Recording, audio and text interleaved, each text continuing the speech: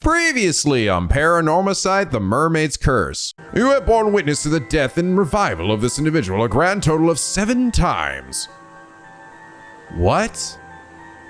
Wait, what? With this in mind, allow me to ask, who is the other 800-year mortal on Kamishima? Please tell me their name. What? What the fuck? And now back to Mermaid Ward! Hello! NicoB! Back with some more Paranormasight, the Mermaid's Curse. We last left off. Oh man, everyone's gonna know I'm a fucking immortal. This sucks, says Sato to herself. You know, that reminds me of all that plot that happened off screen. Maybe I should think about that, just in case there's someone in my brain watching all this happen. Anyway, this is my grandma basically told us there's a mirror that's been holding back the storm for all these years. And Sato's like, wait a minute, that mirror looks familiar. It almost looks like a mirror that I had a long fucking time ago. Wait a goddamn demon second. That's right, turns out Sato is in fact the Princess Hatsune that was sacrificed in order to keep the curse of the raging waves at bay. And she's been underneath the sea for all these bajillion of years. 800 gajillion years she's been waiting. But they think to themselves that perhaps Yuza, being a descendant of the people that actually tried to help the mermaids, might actually be able to use the mirror's power or do something to stop the curse of the raging waves. So back to the present here, Sato goes down searching for the spirit that cut her down using her little mirror. But she discovers someone too late, but then proceeds to cut down everybody, including Yuza, whose head gets cut off. Ah, fuck. So much for that plant.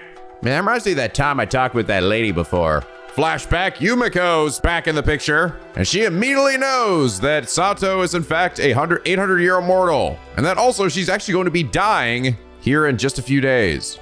Her time is almost up. She also recalls when she was actually given immortality, captured by a warrior, Taira no Tomoshige of the Heike, that fed her some mermaid flesh before pushing her into the ocean.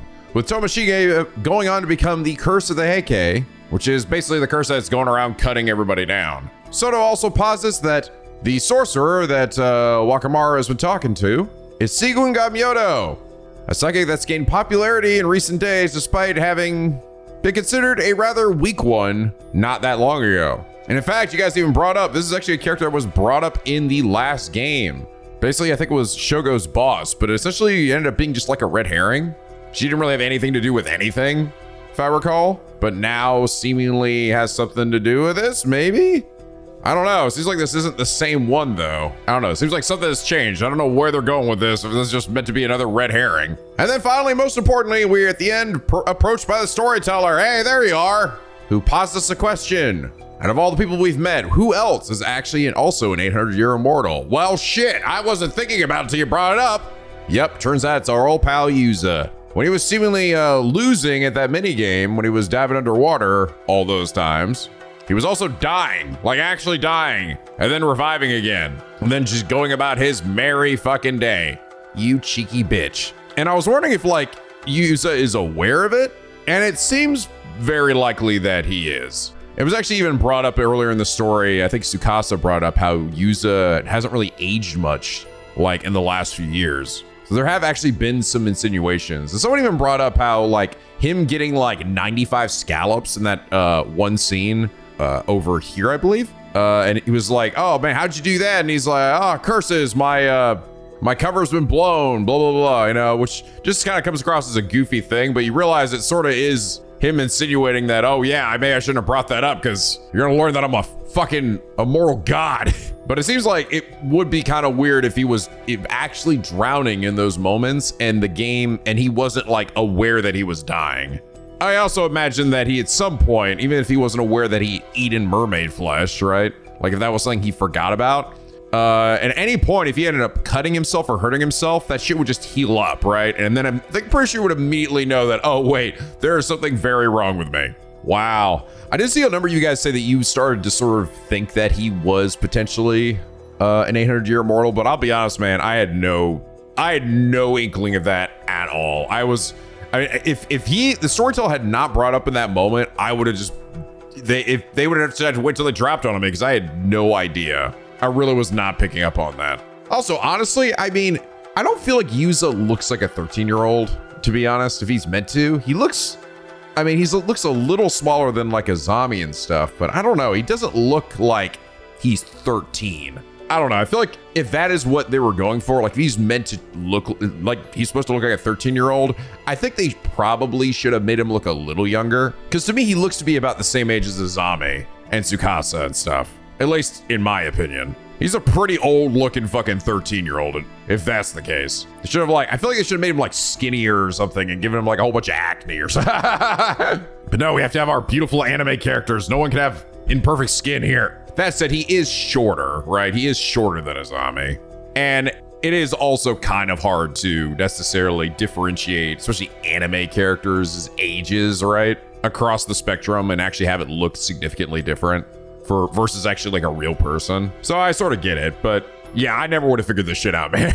If he hadn't brought up that, oh yeah, you've already seen it and they've already died 7 times. But along those same lines, last episode, Pintuma said, I feel like using Azami's bromance is so strong that not only would he keep it a secret, Azami could see Yuza float up all lifelessly after drowning, see him come back to life and be all encouraging like usual, like, yeah, bro, you show the ocean who's boss. Drowning is a mindset. Yeah, I almost like, it is kind of funny because that is like the first thing you see after you fucking wake up is that you're just back outside again. And I'm like, I do have to wonder, is Azami like seeing him, like that's what I was saying before, is he just see him float his ass back up there and he's just like he's fine.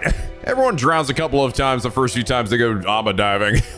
He'll walk it off. Also just goes to show you that like we really were there for like fucking 18 hours, weren't we? 18 hours and somehow it was still daytime.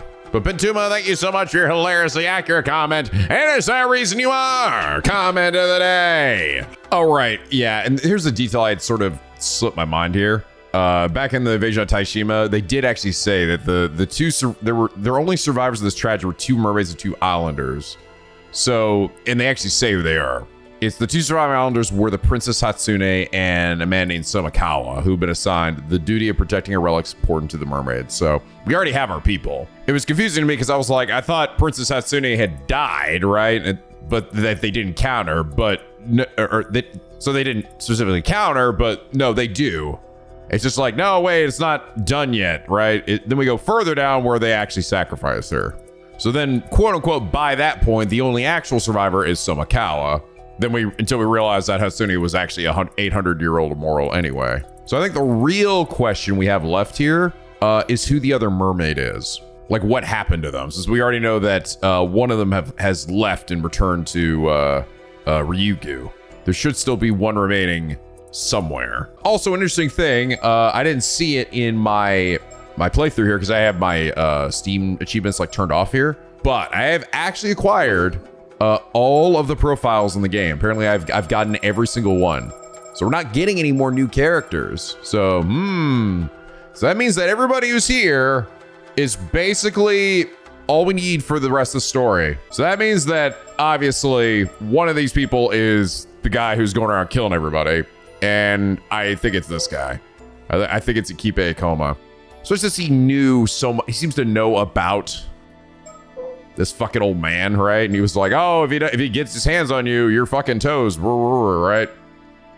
So I believe it might be him. And then, let's see. Speaking of Gamyoto, it'd be really interesting if she ends up if this ends up being the lady from before, or if it's actually somebody different, you know? And again, I'm also like sort of curious if the person that's calling is different from the person who is actually assassinating people, right? Or if it was what I was thinking initially, where the assassin is a red herring meant to divert their attention. Like it's just Avi, right? Like, hey, it's Avi, and so you get distracted by him. But I don't know. It doesn't seem to be, because we literally saw some dude, right? Hanging out in the background. I'm pretty sure that wasn't Avi. Look, like you see him from a distance, right? And maybe it's just meant to be like this generic, like kind of like non-specific person, right? Because you can't really see him super well, but they almost look like they were like a big bald ghost person or something. I don't think it was Avi. Avi would even be doing that. But I mean, it didn't look like this guy, or like honestly, he didn't look like anybody we've seen in here. So my thought was that he said this to get them to focus specifically on Avi, to distract them from the actual assassin, who maybe is just him. But again, that person didn't really look like Kipe from a distance either. Maybe it's just some rando. I don't know. Like some rando who it doesn't matter. But like I said, I've gotten all the profiles, so whoever it is either already here or isn't getting a profile. Maybe it was the mermaid. I don't know their picture yet. Maybe it was Wakamura. I don't know. He's bald. But the guy seemed a lot paler too. Yeah, I'm like looking at the image from last episode.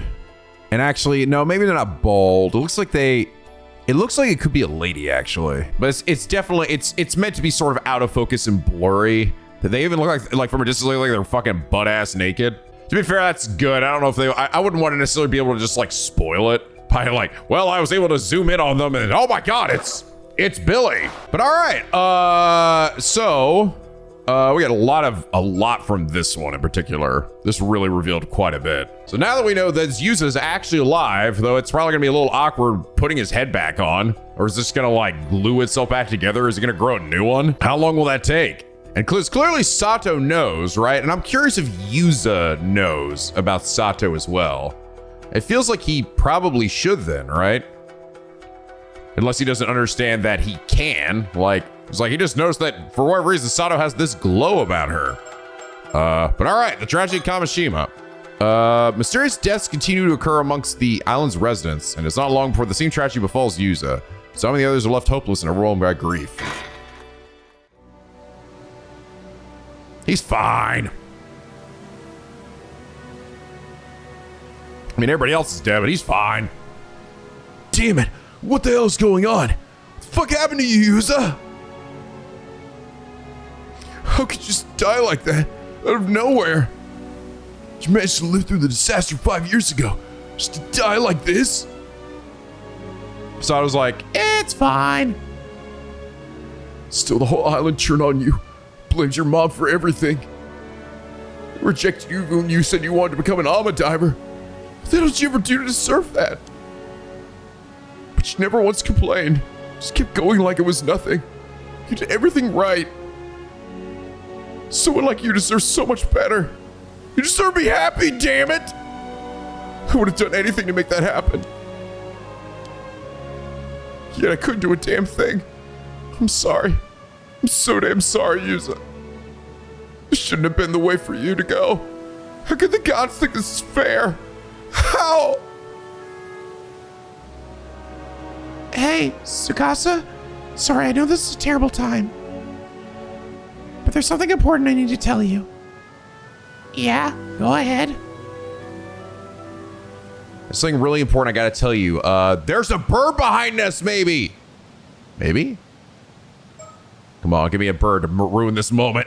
Ruin this beautiful moment, my friends. Fucking where are you, dumb bird?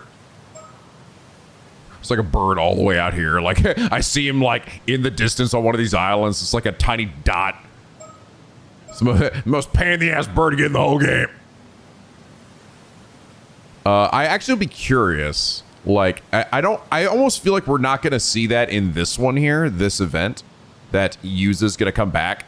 Or unless she's, I don't even think she's gonna tell her. I don't know. It's like, because that scene, right, where the storyteller confronts us, I don't think we're gonna have the characters just like straight up tell us, because I could have picked this one. I could have picked this one before doing the flashback one.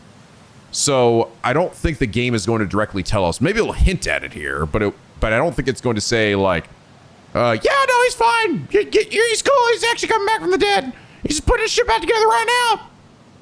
There aren't many people around here, so it's nothing like the chaos in town. It's so quiet here. Almost feels like that old nightmare earlier was just a dream. If only that were true. And which makes me wonder, is the story just going to progress from here? Like, really? Because now that I guess it will be, because now I know there was never a split in the timeline, right? Where Yuza fucking one where he dies and one from drowning and one where he lives. That didn't actually happen at all. It faked us out, I guess. Even though there is that one split, and then like the other one has them like dancing the night away, right? And I'm like, I can't tell if that's supposed to happen later or if like that's happening under different circumstances. I don't know, man. So the timeline's just still confusing the fuck out of me. Compared to how shaken Zami is, Tsukasa seems rather calm given the situation. She's probably wondering why I'm staying so composed right now, too. I don't think Tsukasa's the assassin, but I should make sure. Oh. Oh. Yeah, that would definitely be wild. Right, because... Oh, that was the other thing we had learned, right? It was actually what I initially thought, that Tsukasa... And then I told myself, wait, no, it can't be, because Unka Kodono or whatever. But she is. She is the daughter of Unka Kodono, that weird, gross-ass old man.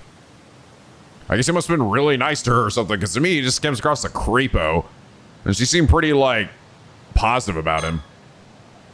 Should leave him be for now. Yeah, I don't want to tell him that his friend's actually alive. Fuck him. Let him drown his grief. Try to stay calm and listen, okay? Huh? I spoke to Mr. Wakamura earlier. Apparently, this Ukukadona person might actually be your father. Huh? Wait, what? Wait. Are you serious? You're saying my pa, Yamashima, is Ukukadona? Oh. Did you just say the fucking name? Ah, you just said the name. She never actually said the name until now. Of course she didn't. God damn doodly pants. You had to wait till just now to say it. That's what he said. Not sure if it's true or not. But Mr. Wakamura has already made up his mind. He's convinced that makes you the assassin. If he finds you, who knows what he'll do. Huh? That's crazy talk. Me, an assassin? Come on, that makes no sense. I know.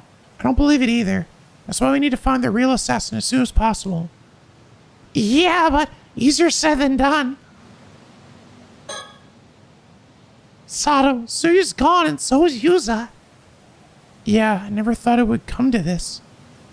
Yeah, it's a pretty, like, dark timeline in turn of events there. I thought, again, that we were gonna learn this information. Oh, shit, get to the bad end where Yuza's dead and everyone else is dead, but that's fine. This isn't the true timeline. They're gonna hop over where everyone's saved. And, like, I don't know, man. Now I have no idea. This kind of sucks. Everyone's just dead.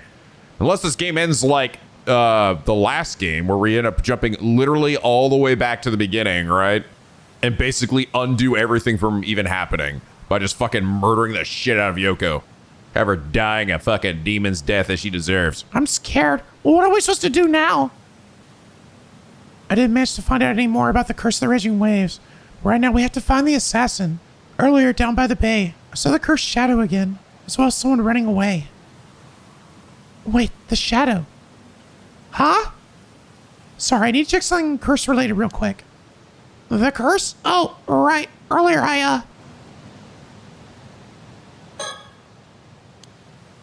Huh?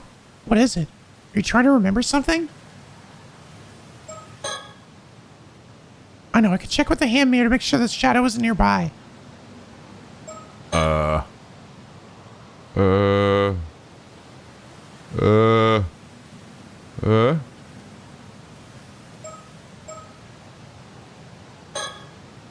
See anything out of the ordinary here?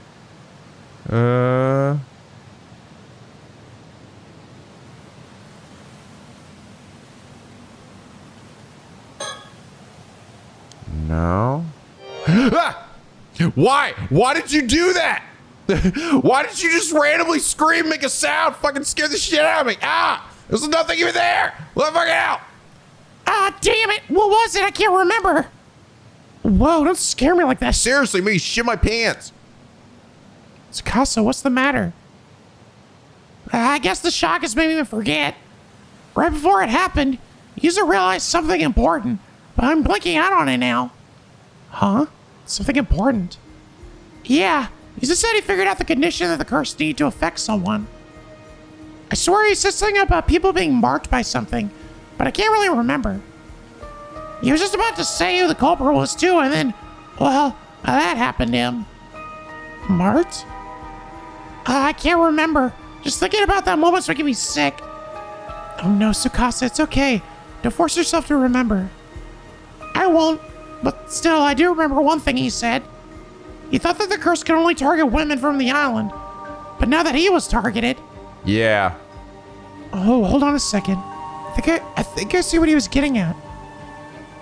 Sato, did you figure something out? Could the curse be using this as a marker?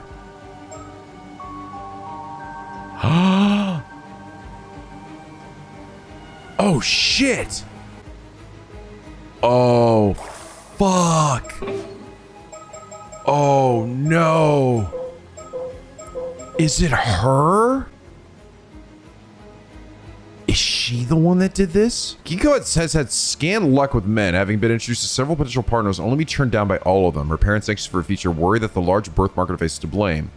Her remains unfazed, citing her lack of interest in marriage as the primary cause, something which has caused them no end of concern.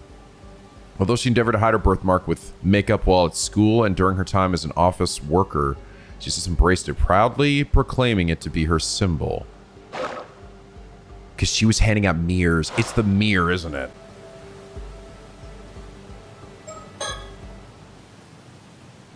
A mirror?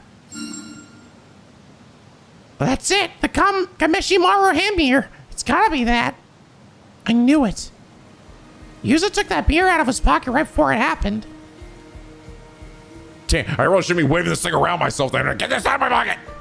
I mean, it's helping me find this thing, but also getting me killed. He lifted it up to about his neck, and then his head was chopped off. And when I was attacked, I had the hand mirror in my jacket pocket too. It's gotta be it. Didn't they say those hand mirrors were handed out to everyone on the island? Whoa, Azami! You feeling okay now? Yeah, I'm fine. Sorry you had to see me like that. But if we're this close to finding who did all this, there's no time to be moping around. First things first, if either of you still have that mirror, get rid of it now. Oh, good point. Yeah, but it also helps us see this thing. But I guess it won't be there if you don't have it. So yeah, but I mean it's gonna help us find the thing too, where it's attached. Well, at this point, I think we might be able to piece together that it's her because she was handing out these mirrors made with this express reason, you know? Because like, yeah, I don't know, man. So Sato, you figured it out, haven't you? The one behind this curse. Assassin used the curse to kill so many. Yeah, it's gotta be the person who gave out the hand mirrors, so. Wow. Oh, it's just, I'm shocked you just said that outright. Really? Oh, I almost wish he didn't say that. It's like, it makes it super obvious. Who is the assassin? It's me! I wonder if there be any like funny shit to this if I start like saying random people. Nah, we'll stick with Kikiko. It has to be Kikiko, right? Saying she never actually died? Wait, you saying Kikiko was killed too? Yeah, we saw her lying in a pool of blood by the jetty. Oh, Bitch. Oh, that's so clever. Those clever motherfuckers. Those clever motherfuckers. You actually, oh, wow. I wonder, did you guys figure that out? Did you guys actually notice that? The problem is I had so much time in between the time that I saw the blood at the jetty and the time when I actually found her body. That was like so long ago. Oh man, wow. Wow. So it was, yeah, so that shows that her body, that she got up. So she must have been pretending, I guess. So if you could have pieced together in that moment, then like, wait, whose body was there? And go, oh shit, she got up. Damn, why is this girl going so fucking banana pants at everybody? What's her problem? You did. I was just there earlier. I remember seeing a large blood stain, but no body. Really? Guess someone must have moved her? In all this chaos, who's got time to move a body with everyone panicking like this? Where would they even move her? There's so many dead, we barely have the time or space to lay folks down and cover them up. That's true. Then maybe she never actually died? Managed to get up and walk off on her own? But if Kiko's the assassin, why would she let herself get hit by the cursed attack? Wait, if she managed to get up from the death, I mean, I doubt it, but maybe she's immortal like you, Sato. What? No way. Huh? What was that? No, say it any louder, Tsukasa. You said that was so casually, but I could have sworn you just said Sato is immortal? Oh, well, it's kind of a long story, but yeah, that's basically what it boils down to. So she's not telling anybody else, but you know what? Who gives a shit? She's like, I'm gonna be dead here in a few days anyway. Huh. So that's what happened earlier. That explains what everyone was talking about. I still don't think there are others like me out there. You think so? Is it really that rare? I don't really have any frame of reference. I have another theory that's more likely. Azami, did you get a good look at Kikuko's wounds? I mean, not really. It was pretty dark out and we were kind of panicking. Wait, are you saying maybe she wasn't actually hurt at all? The most likely explanation is that she got up after faking her death. Maybe she faked being a victim using fake blood or something to avoid suspicion. So she waited for others to see her and then she just slipped away in the confusion? Yeah. What the hell? I was just gonna show up and I had to go looking for her. Well, fuck. Oh, God. You guys ready here? Time for crazy pants. Oh, guess the cat's out of the bag. Huh? Kikuko, you really are still alive. Yep, hate to break it to you, but I ain't immortal or anything fancy like that. Just fake blood is all. Damn. I liked you. What the hell? I was hiding up by the lighthouse, but then I heard you all talking, so I figured I might as well come out. Too bad you figured it all out. Really is no turning back from it now. Sato, I was told to bring you in, if it means killing every last person on the island. I'm a crazy goddamn demon pass. What the fuck? What's your problem, lady? It's the shadow. Doesn't matter. We already tossed those damn mirrors. Curse can't touch us now. Just so you know, I've got your friend Tsukasa wild marked even now. You're the one I cannot forgive. Huh? I am? How? The cursed target wasn't just tied to the hand mirrors? She's just bluffing. Sato, get behind me. I'm not letting her take you. Is it the like logo or something? Like the turtle or something? She have that logo somewhere on her? It's pointless. Disobey me and Tsukasa will be first to die.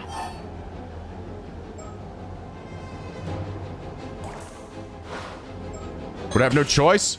No, I surrender. I'll go with you quietly. What? Sato, what are you saying? Now is not the time to be joking. I know. I've made up my mind. I can't let anyone else get killed because of me. There's no resisting this curse. It's too strong. Sato, no!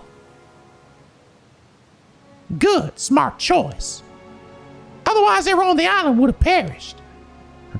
Who's left at this point? Kiko, why are you doing this? You grew up here too. Does this place mean nothing to you? I guess I have some feelings for this place. But if I didn't sever those ties, my world would never change. What the hell are you talking about? He's the only one. The only one who ever sparked a change to my miserable excuse for a life. Now finally acknowledge me. I'll become who I was meant to be. That's your reason for all this? This island never cared about people. Always just blamed everything on curses. Sure you all understand wanting to destroy this shithole. I just took up the reins. Someone needed to break the cycle. Now I can finally start living my own life, free from all that bullshit. Anyway, we need to get moving. There's a boat waiting out back. If you follow us, I'll kill Tsukasa. Do yourself a favor and stay right there, okay? Thank you, both of you. Please don't try to follow. It's too dangerous. God damn it! No, Sato!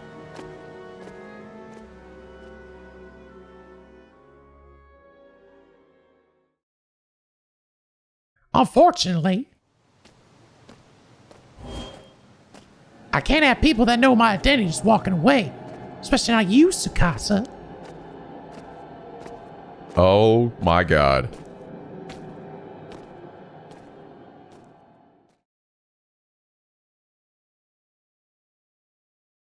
You bitch. Oh no, what the fuck?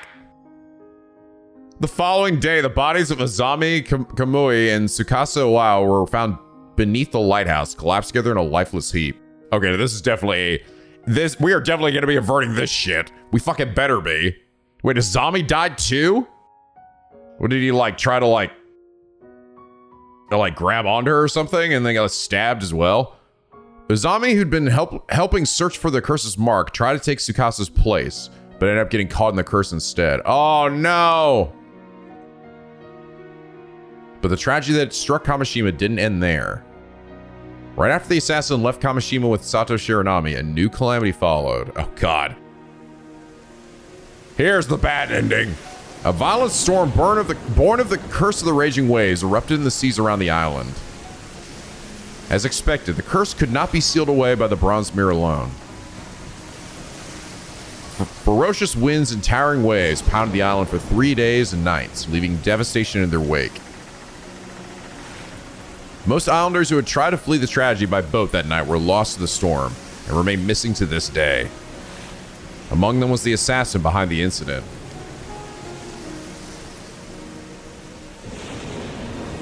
And Sato Shiranami, who went along with her.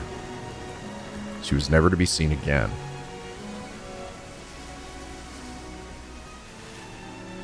Oh god, it was! Ending 1, the tragedy of Kamishima. The end. That's the true ending, guys. We fucking did it. We fucking did it. First ending acquired. Sorry, I actually forgot that there was like quite a few endings in the first game too. Before you obviously get to the true ending.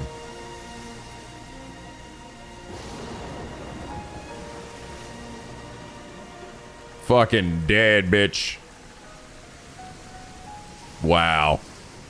Well, that was great, guys. Very uplifting, touching game about how friendship is fucking pointless and we're all gonna fucking demon die today. Thanks, Square Enix. Thanks to Siyama-san. Well, that sucks. You have my heartfelt thanks for all your hard work this far.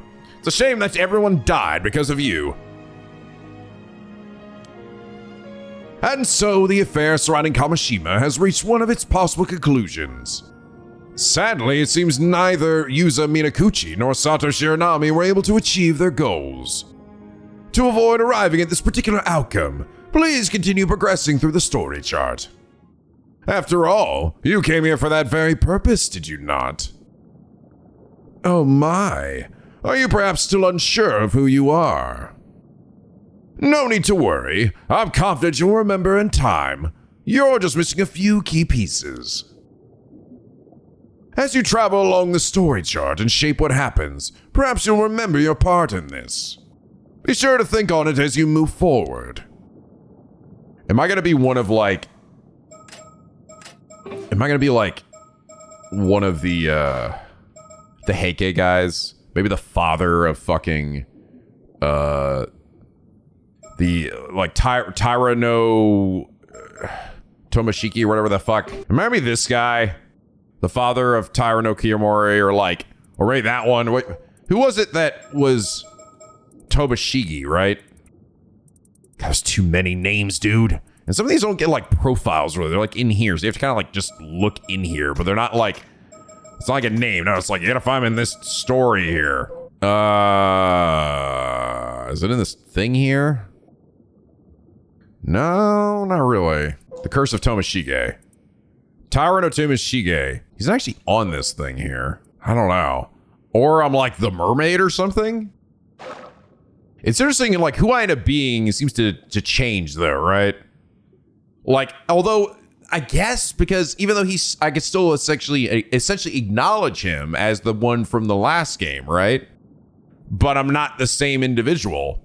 I'm not that one again with the Onmyoto or whatever from the last game. At least I wouldn't think I am because I don't seem to be connected with this story. Well then, I'm sure we'll see each other again soon. Farewell for now.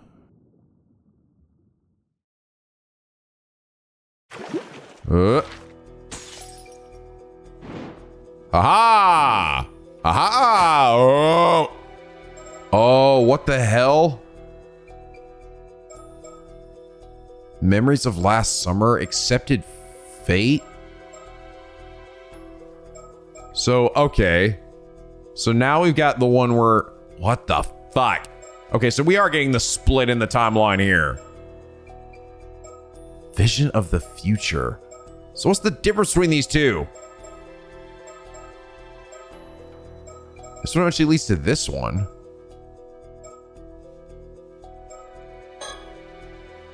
Yuza heads out with a zombie to go dive before he suddenly mentions something he must do. Before returning to the island, the pair go to a certain location at sea. Yeah, like, he says that. Something he must do, and then... What the fuck? I don't understand what these two are splitting from. Alright, let's do this one then.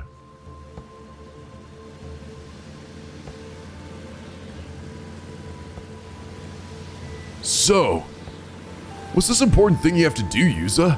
Something must be a pretty big deal. It is. I just hope you'll believe me. Listen, and don't fly off the handle. What? Well, that's it. Please. Wait, what are you fucking doing, dude? It's been 2 seconds. Do you want to find out the truth or not? Yeah, I'm starting to feel like you're backseating me a bit here, storyteller. My bad, but you're playing this wrong. You should have gone on the other one, so you need to get out of here. Please forgive the interruption. I have an important announcement to make. Paranormasight 1 is 50% off currently on Steam. Go play it right now. But I already played that last game. No, go play it. Go buy another copy and do it again. The moment you have been waiting for has arrived. Everything is ready for you to proceed. What? On August 7th, upon returning to Kamishima after his dive, Yuza Minakuchi embarks on the flight of a lifetime. From Minos to him, at this precise moment in time, a slew of predicaments would await him everywhere he turned.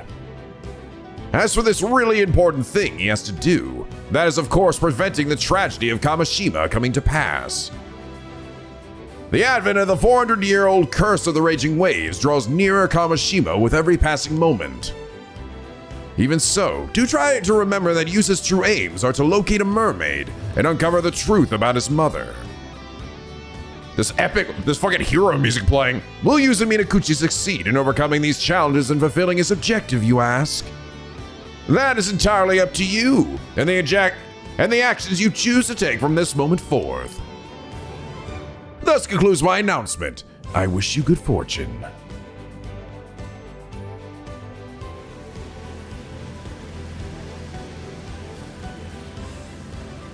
What? You think Kiko's plotting to work a curse that will cause a massacre on the island? Oh, shit, I thought oh. Yes, you might find it hard to believe, but I'm sure about this. You're gonna have to give me a second to take this in. This is way heavier than I was expecting. I mean, a curse? I know I told you about the Kazuki and all, but how did you even find out about this? You got any proof? Well, I saw the future with my own 2 eyes, but I'm afraid I don't have any proof I can show you right now. You saw the future? Yuza, this one some kind of prank. Better cut it out right now. Am I Yuza? Maybe I'm Yuza. I don't know. Well, no, technically, I mean, it's like last game I was technically Shogo. I was the Omyoto guy who, like, embodied Shogo. I probably should have done the other one first. Fuck. I didn't realize. Okay, yeah, this is the broken timeline. So, okay, he's breaking off because he knows what he needs to do. Wow, mindfucky. Did we just see like the good ending then before like anything else? That ending where we're all dancing is the last day. Damn, this game loves to like fuck with you, doesn't it? Use the shit out of you. Seriously, this shit isn't funny. You're just fooling around. I don't know if we can be friends anymore. Do you think it's easy for me to call someone I'm on friendly terms with a murderer? I could say something like this unless I was dead certain. I need you to trust me on this, Asami, before it's too late. Oh man, you're not making this easy, Yuza. I can't just... I mean... No, I understand. I won't ask you to believe me until I can present you with solid proof. Until then, I I still need your help. I can't just sit back and let this happen. Okay, I'll try to stop you, but I'm not doing anything drastic till I'm sure we're doing the right thing. That's all I need to hear. Thanks, Asami. For real, it's gotten into you, Yuza. What do you mean? I know you're headstrong and all, but this way is way beyond what I expect from you. It's like you're a totally different person. Oh. Come on, you're exaggerating. I'm the same old Yuza I've always been. Am I gonna exit out? No, I'm still going. Okay. Hey, bitch. Huh? What are you two doing here? Pull out a gun. Fucking eat shit, motherfucker. Bam. Oh, Showa! What the hell, Yuza? Fuck her. She cut my head off. And she killed all my friends. Yeah, but like, dude, you didn't even convince me yet. Yeah, I understand my mind. It's just faster to do it this way. All right, let's go. The end. Huh? What are you two doing here? And what's with that get-up, Yuza? Don't tell me you've been diving. Kikiko, do you have a minute? Heard you were heading out to the northern shore to fish in the bay today, so I came out to find you. Where'd you hear that? I only just decided that this morning. I didn't even tell anyone. More importantly, where's your bird? Where's your fucking bird? Hey, look at you dangling there, Mr. Turtle. Tell Zami's trying to believe in me. It's a good start, at least. Wow. This is kind of wild, like, but I sort of, like, I feel like I skipped a beat, right? The other one was probably the one I should have done first to explain how I got to this moment, right? Part of me's almost like, should I just leave? Nah, you know what? Let's just commit to it, all right? We're gonna follow through. Yuza, are you sure about this? So we're clear, I'm leaving the talking to you. Don't worry, I know what I'm doing. Right, this is where it all begins. This is my chance. I had to find a way to change the future. But I don't have any evidence, and I doubt I can just talk Kikiko out of this. You don't do something like that on a whim. Whatever her motives are, they must be powerful. Even if I somehow manage to get her curse stone, there's still the risk that whatever destructive impulses a hold of her would drive her to make the tragedy happen some other way. That's why my best bet of containing the situation is to try and distract her. Going to change the future, one step at a time. Wow! Damn, we're like... Wow! So it's like... It sort of gets there, right? Like, this is a bit... It's similar to what happens in Paranormasight 1. But Paranormasight 1, you get really far, and you only actually truly... Like, well... You basically get a few different timelines, right? You get the initial timeline where Shogo just goes apeshit crazy and kills everybody, right? And then it ends with his death. And then we get the timeline where essentially Shogo dies from Yoko and she gets away. And that's where we get most of what we need to figure things out. And then with all that knowledge, we come back again and then confront Yoko as Shogo, right? So no, I don't think it's that I am just Yuza, right? And that's it. No, I am. It's like before. I'm someone from the past who's had a hand in probably this, and I think it's probably like Taira no Totomori or some shit. One of the Heike. But when we do that, that's literally the very end of the game, right? And then you get like the final puzzle, and that's it. But now we're actually doing this much earlier. We're getting a point of like, okay, Yuza knows things, and he's basically like fucking shifted back in time here. I'm fucking shifting, bro. Zero time dilemma style. There's no rush. After all, since we came here instead of heading back to the port, things are already different. We're on the northern side of Kamishima. Not many people come here to fish. Oh wait, there's a bird. It's hard to see down there. Ah! It's the mimicking Minus. Get that Kuwabara hair. He goes looking at us suspiciously, but I guess that's to be expected. We're surprised you're here alone after all. Hand mirrors, diving her office work days. You've been passing Kameshi Maru hand mirrors around to everyone, right? Yeah, I have. Sounds like someone keeps their ear to the ground. So, How many have you given out? Who's got one already? I don't know, I haven't kept track or anything. But if I had to guess, I'd reckon it'd be about 20 or so. Why though? Want one too? If so, I'll get you one to you later. Hell no. Let's get that shit away from me, bitch. Oh, no thanks. Don't worry about it. So yourself, they're pretty sweet little items if I do say so myself. This crazy ass chick. So she like super into Kipe or something? That's what I'm thinking, right? I really think it's gonna end up being, God, am I saying his name right? I feel like I'm saying it wrong. It's Kipe Ikoma, not Ikipe. It's Kipe Ikoma. So, were you really off diving? Sure you should be doing that. If Cherry finds out, she'll give you an earful, no doubt about it. Don't I know it? Seems everyone thinks I bring this island bad luck just by being here. Yuza. Well, sure, some folks might say that, but it's not as if you've done anything to deserve that kind of talk. I don't see a problem with you becoming an alma diver myself. Tan, she really keeps her shit together, right? So I'm being fucking crazy pants. I appreciate that. Just today, plenty of folks told me not to go diving because the storm's on its way. But when they don't talk sense, I just ignore them. So should you. I've been wondering. Are you unhappy here on the island, Kikako? Huh? What makes you think that? Damn, he's really going in there, isn't he? I don't know. I just get the feeling you're not planning to stay here as an alma diver forever. Ha! You don't play the fool, but turns out you're pretty sharp, Yuza. Truth is, I can't help thinking of the future. You can earn a decent living as an alma diver if you know what you're doing, but all these old rules and customs tend to get in the way. I've been trying to change them here and there, but it's no good. Everyone's too stubborn to listen. I see. No luck, huh? Mark my words, nothing's ever going to change around here. Just between you and me.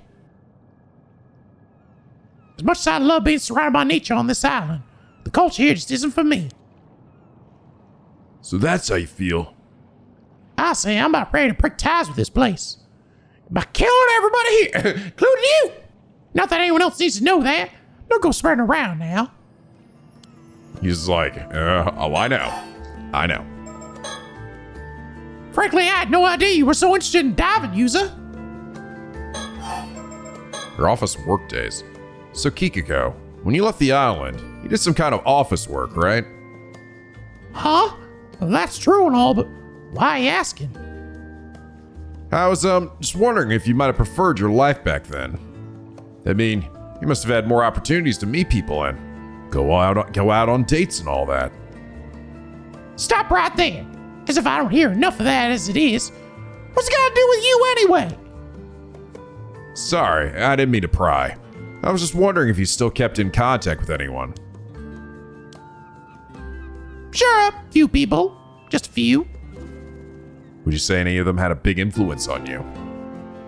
Huh? Seriously, what's all this about? Oh, nothing really. I was just curious. Listen, working for that company wasn't exactly a huge break in my career. All I did was pour tea and answer the phone. Huh. Anyway, Yuza, did you really come all the way out here just to chat? Something like that. But I've wasted enough of your time. Thanks for hearing me out. Come on, Asami. Let's go. If you're sure. See you later, Kikako. Did we accomplish anything? Did we get any new knowledge? Huh?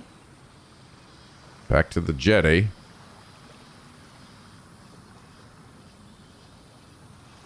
Right. I know we just got back.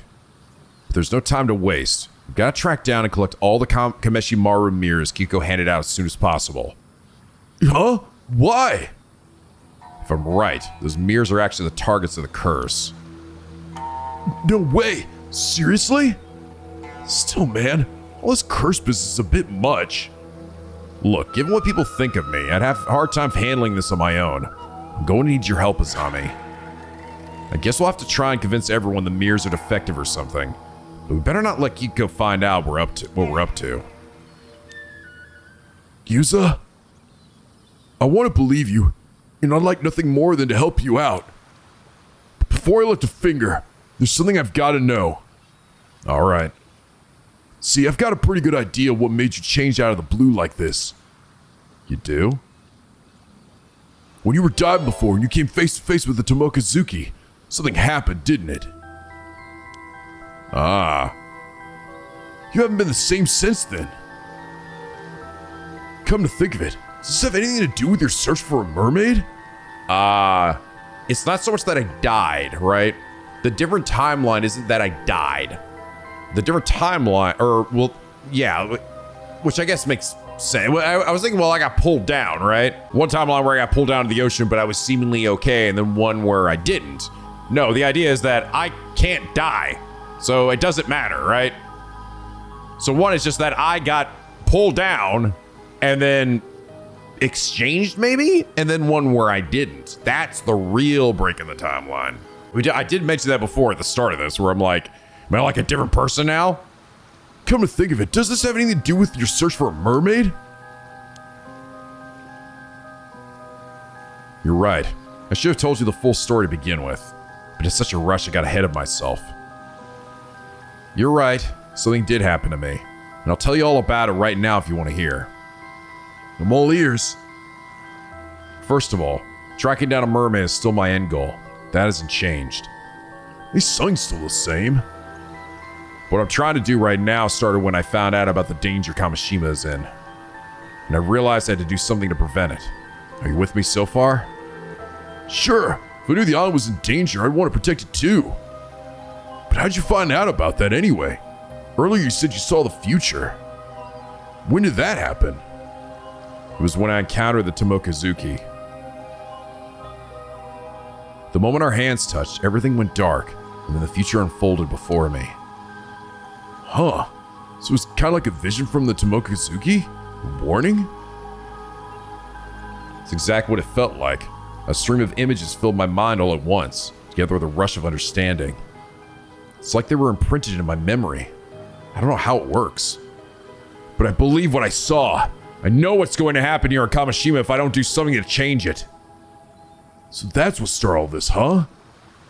Yuza, did you know there was a Tomokazuki there? Is that why you picked that spot to dive? No. It's like I told you. I was hoping to find a clue there, since that's the spot where I encountered a mermaid once before. I never would have dreamed I'd end up seeing a vision of a tragedy like that. For all I know, this might have nothing to do with mermaids at all. But now that I know about it, I can't just forget it, can I? Of course not. And now that I know the full story, you can count on my help too. So, seeing as Kiko is the culprit, guess we need to collect those hand mirrors to save everyone? Damn, I was always just like, that's good enough for me! Yeah, but she's not the only threat. There's more to this. More? There are actually 2 calamities on the horizon for Kamishima today. Hero music's back.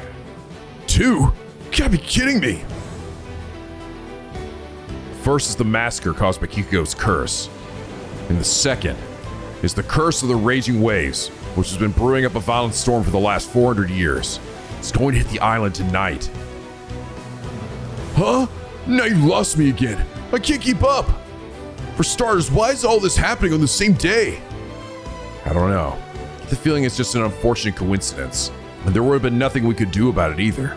But since I've been forewarned, I have a chance to prevent it. Looks like he's looking right at me right now. I'll explain the rest on the way. There's no time to lose. We have to track down every last one of those mirrors.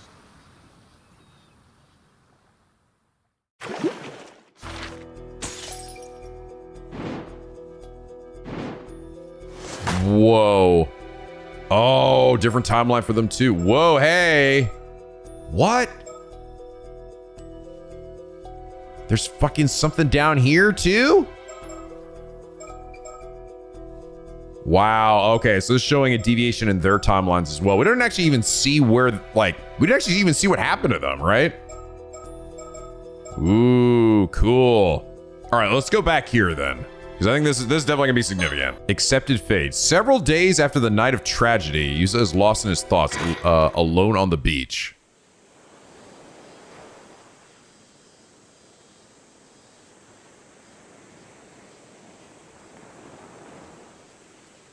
It's been 1 week since the night Kamishima was struck by a tragic storm of mysterious attacks. All in all, it resulted in 16 casualties, 7 missing, and 20 buildings totally or partially destroyed. I thought it was gonna, like, sink the whole island or something. A horrific calamity. It caused a huge stir when news broke out about what happened. The culprit responsible for the massacre is still unknown, and the investigation is ongoing. I went diving this morning for the first time since that day. No one's taking their boats out right now, so it's just a short dive from the shore.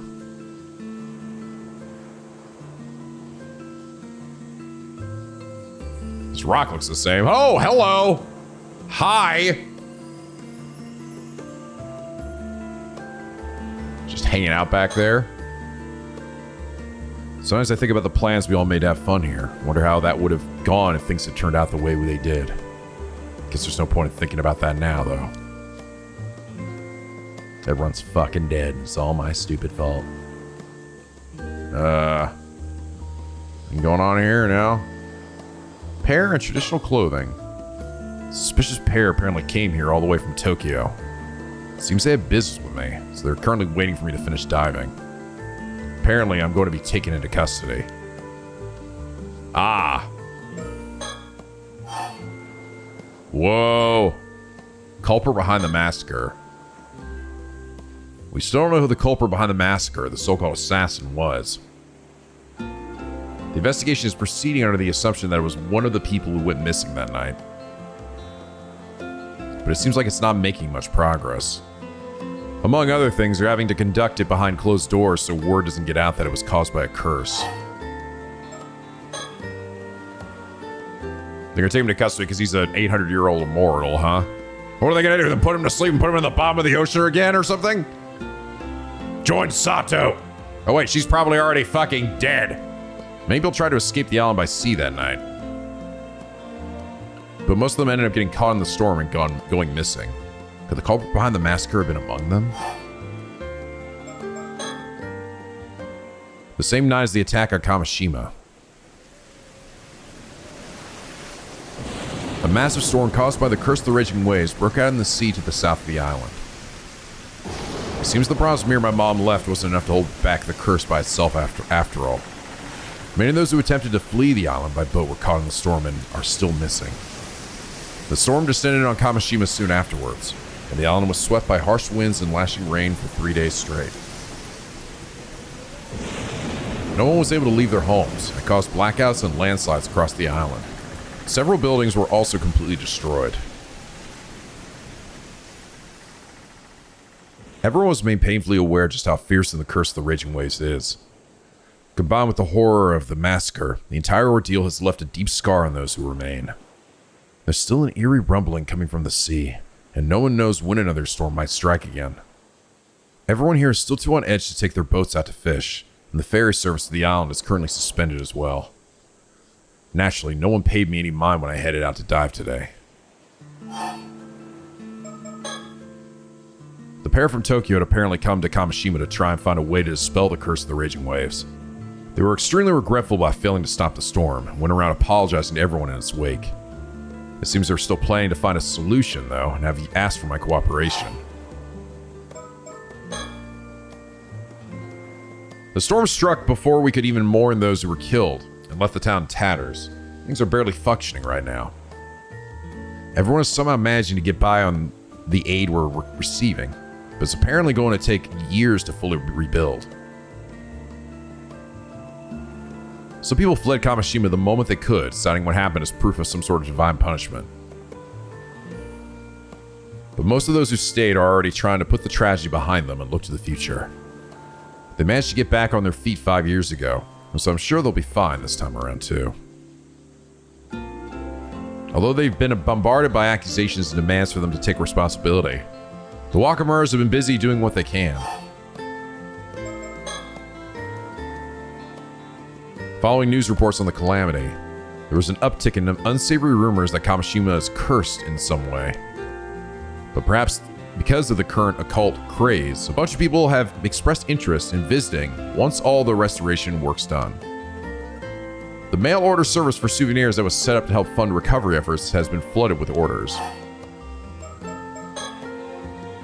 don't have much to show for my dives today. My catch has been pretty pitiful, to say the least. Looks like I really am hopeless without Azami. Azami and Tsukasa's bodies were found in front of the lighthouse. There's no way of knowing what happened to them now. We also noticed, by the way... Oh, wait! Wait! Oh, I'm so stupid. Oh, I'm so stupid. I'm so dumb. I'm so fucking dumb. I'm so dumb, it just hit me. It just hit me. Oh, I was so tunnel visioned on fucking Kibe Akoma. No. No. It's gonna be him. It's you.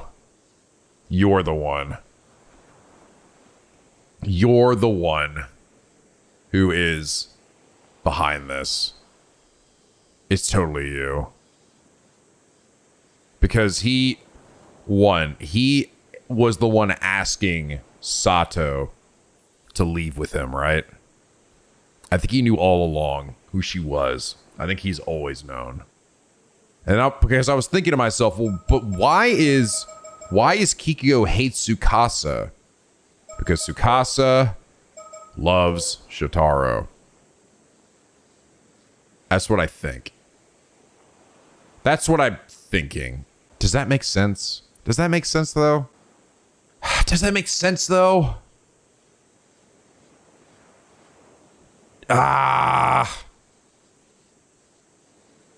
No, maybe not, though. Because that doesn't make sense. Because the problem is he recognized... No, because he's the son of this dude, and he's his blood son, right? He's his blood-born son, I would think, unless he's, like, adopted or some shit.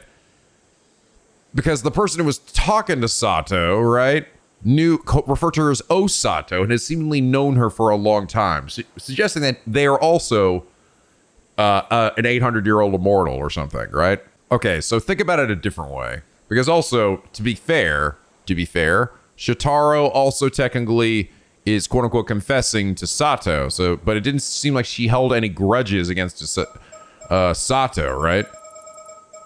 So... if that was the case, then she would have, I mean, in hell, if that was like, she was so in, like, Kikuko is so in love with Shotaro, right? That she was willing to do this and kill, and then she was like, I have to get rid of any potential, like, competition, get rid of Tsukasa because she was in love with him. That doesn't really make any sense because Sato was seemingly, he's interested in Sato, right?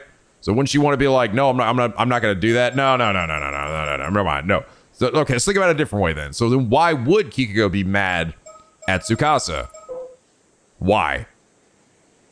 Is it because she is the illegitimate child of Yamashina? Yamashina? Oh. Okay, I'm going to think about it a different way. So I already said before that I think that Kipe Akoma is potentially going to be who Yamashima sees as his successor, right? I think this is the person he sees as his successor. Maybe the reason that Kikuko wanted to kill Tsukasa was specifically because she wanted to get on his good side, because now that we know that Tsukasa is actually the child, like the blood-related child of Yamashina, she could be the one to succeed him, right? And take up his business and everything. So maybe she was doing this as another way of getting on Kipe's good side. Kill her, so then now you have no one, there's no one else that could take your place, right? Granted, they did say that he had a bunch of other illegitimate children, seemingly, right? But Tsukasa sounded like she was getting on good terms with him, right? So maybe there was that potential. Maybe that is it. Maybe that's what, oh hell, maybe that's even what it was before. He said, I finally found my successor. Maybe he really was planning to give it to Tsukasa all along when he said that. When in reality, Kipe is like, no, it should be me. That might be what it is. She's doing this to get into the good graces of Kipe. Even beyond that, right? Obviously, she's killing everybody here. Also, I think to get in his good graces. Okay, never mind. Back to my original thought. I had to get it wrong before potentially maybe getting it right again. That's good, because it actually helped me work something out that I didn't piece together before. All right. There's no way of knowing what happened to them now. But I'm told Azami was found collapsed on top of Tsukasa, as though he tried to protect her to the very end. I wouldn't have expected anything less from him. Azami the bro.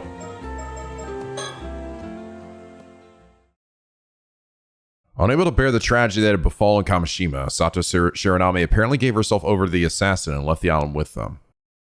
I don't know if whoever sent the assassin got what they wanted in the end. I'm probably never coming back.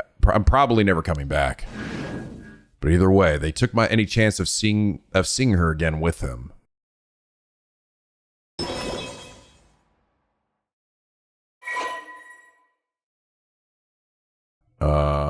You leave. I doubt I'll ever meet her again.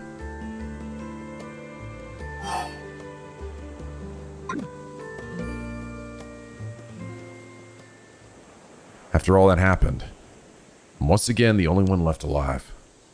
Well, I don't know if alive is the right word. I did get my head cut off once by the curse after all. But to be honest, I don't have it in me to care anymore. Whatever, who hasn't had their head cut off at least once before in their life? Couldn't fulfill what I set out to do, despite swearing I'd see through. I have nothing left. Seems my fate is in the hands of that pair from Tokyo now. I don't know what they have planned for me, but whatever it is, I intend to accept it.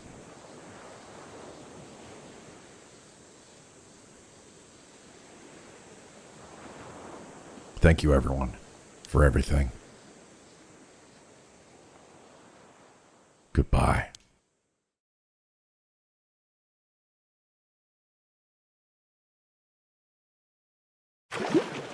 Dead.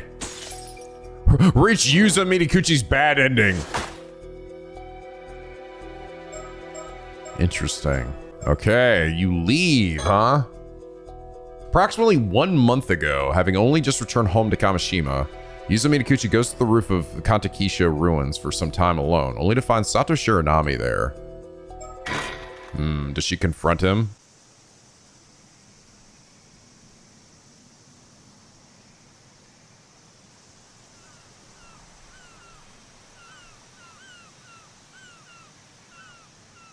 Huh? If she does too, like if she does actually confront him about like this, right? Then that'll show that she has known the whole time. She's known everything the whole time. She never forgot anything. There's someone already here. How unusual. Whoa, you scared me. Darn, I didn't think anyone else would come here. Oh, I take it I'm not welcome? I didn't think there would be anyone else up here either, so it makes the two of us. So, who are you? I'm Yuza Minikuchi. I recently moved back to Kamishima. Ah.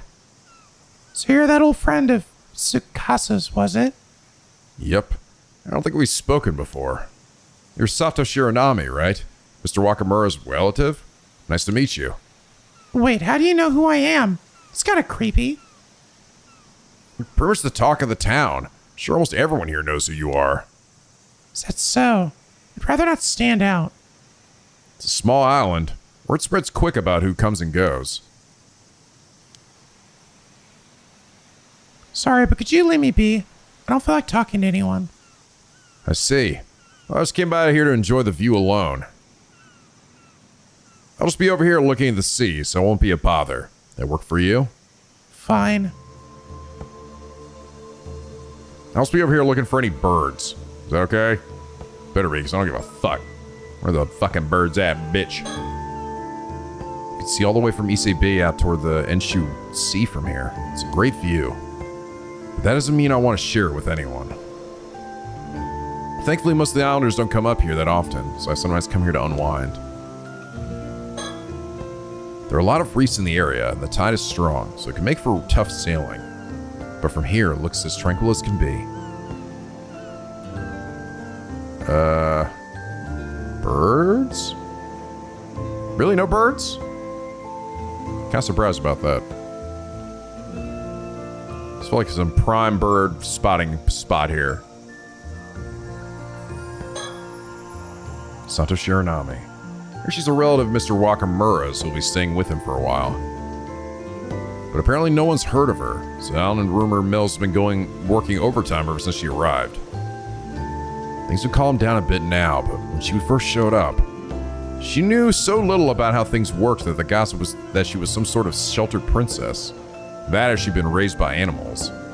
Even now, she spends most of her time cooped up at the Wakamuras, so the mystery has only grown. Guess it doesn't really matter, though. She really is a relative of Mr. Wakamura's. I wonder what she's doing here. She's 17, just like Tsukasa, but it doesn't seem like she goes to school. Guess it doesn't really matter, though. Now that I have a better look at her, she's really tall. Even taller than Azami. At least 173 centimeters. Says she doesn't want to stand out, but that's going to be tough at that height. I'd rather not stand that close to her, to be honest. Maybe look short. Short king. She's been staring at the southern sea this whole time. Maybe she sees something out there. Said I wouldn't bother her. I should stop staring already.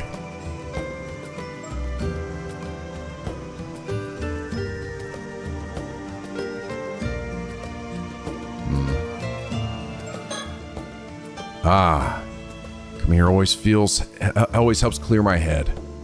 Now then, back here after quitting work after just 3 months. Went to a boarding school in the mainland for high school, so it's been about 3.5 years since I actually lived on Kamishima. Nothing's changed. It's almost as if time itself has stopped here. You could say that it's one of the good things about living on an isolated island like this. But for me, it means it's just as uncomfortable as ever. Ever since the disaster 5 years ago, people here haven't exactly been subtle about avoiding me. Maybe it's as good a time as any to start seriously looking into my mom. The processing plant I worked at wasn't a bad place or anything, but working there didn't feel that fulfilling either. I just happened to come across it when I was looking for a job. I've never really been sure what I want to do with my life. Azami has always had a clear goal of becoming a fisherman. To be honest, I've always felt a bit jealous of that. After losing my parents in the disaster 5 years ago, people not only began to avoid me, they avoided talking about my mom as well. At some point, I honestly began to wonder if there was much point in me being alive. I've only made it this far because of my gran and Azami. I could never forget myself if I made the two of them sad. The only reason I'm still here, drifting through life. Not that there's much else I can do here. I've got to find some work here soon so they won't worry about me. I've always been good at swimming, so I've actually been thinking about ama diving as an option. I haven't gone swimming since the disaster, but I wonder if Gran would be happy if I followed in her footsteps and became an ama diver. It's funny how they don't think to themselves any of this shit, right? So it's pretty clear that Yuza has known the whole time. He's not thinking about, well, since I'm an immortal god, blah, blah, blah, yeah. Maybe I'll start looking into it in secret. Though I'd only be able to do it during the diving season, so I'd still have to find something else. Also, they mentioned that other immortals could recognize each other, right? I thought maybe I'd be looking at her and seeing like a glow or something. But then again, I've been using multiple times and I've never seen that. But I almost wonder if he sees it too. Does she see it in him? I originally came back here to take care of Gran after her injury, but her conditions improved a lot recently. She walked around by herself now, and has even been handling the cleaning and laundry. I wouldn't be surprised she said she was planning to go back to diving. Kamishima women sure are made of sterner stuff. But I'm still worried about her. You never know what could happen after all. Seems she's been watching a lot of TV recently, perhaps because she's had to spend a lot of time at home. She seems a bit bummed that she doesn't have anyone to talk to about her shows, though. Azami was really happy to hear that I was coming back to Kamishima. He even helped make sure my return would go as smoothly as possible. I can't think of enough. He's a true friend. On top of that, he's hardworking and kind. It's easy to see why so many people here like him. But he's involved in a bunch of stuff around the island now, so he's much busier than he used to be. It goes without saying we can't mess around like we used to anymore. Tsukasa's also put some distance between herself and us since she started high school. I guess she's a bit self-conscious about things now. I miss hanging out with her, but maybe this is just part of growing up. Still. It's no exaggeration to say that it's all thanks to Azami that I'm able to live here like this. Won't do anything to let him down. He loves that boy. Azami's a good one, right? Right then. Time to think of how to make my own way through life from now on. Sure, I have plenty of time, but I don't want to be a burden for any longer than I have to be. Oh, there you go. He says, I have plenty of time, right? On the contrary, if there's some way for me to make a graceful exit and draw the curtains on it all, maybe that'd be for the best. The same thought's been lurking in my mind ever since that day. What's the point in living if I'm just going to cause trouble for Gran and Azami?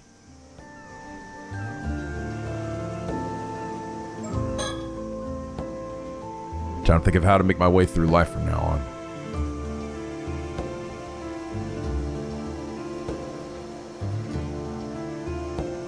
Rest spot. They built a rest spot for any tourists who come up here, but it doesn't see much use. Far shore. You see all the way across to Atsumi Peninsula and Aichi from here. I heard this observation post was originally made to oversee Arago on the opposite shore. So I guess it makes sense that it would be built somewhere with a clear view of the area.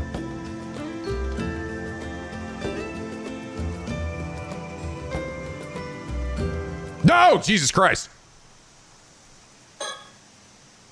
Whoa, when did she get there? Somebody knew at some point she was going to do that, so I kept looking over her. I'm like, she gonna like just like randomly turn towards me. Made you jump, didn't I? Of course you did. Anyone will be startled by someone sneaking up on them like that. At least you admit it. You consider that payback for before. Anyway, did you need something? Oh, right. I can't focus with someone else around after all, so I want you to leave. Well, excuse me. Huh? Fine, no. No, you're the one who should leave. It's fate, an immutable law of the universe that was decided tens of thousands of years ago. Oh, really? That was fair first, though. Isn't first come, first served also an immutable law of the universe? That's true. Okay, fine. I'll leave. Huh? Caved a lot faster than I expected. Still, I kind of feel bad for chasing you off like this. So you can have this Kameshi Maru keychain I picked up over there as well. Pushing random stuff you picked up off the ground onto others now, eh? Still, who could have thrown such a cute keychain away? Nah, you didn't do anything wrong. But since you're offering.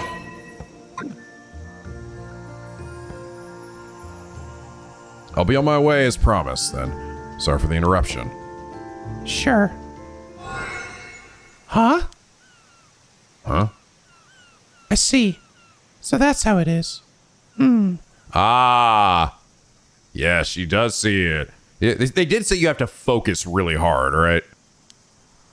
Something wrong? Oh no. I was just thinking it must be pretty rough. Yep, pretty rough, alright. It's none of my business, though. Bye. Whoa. How am I supposed to just walk away after you say cryptic stuff like that?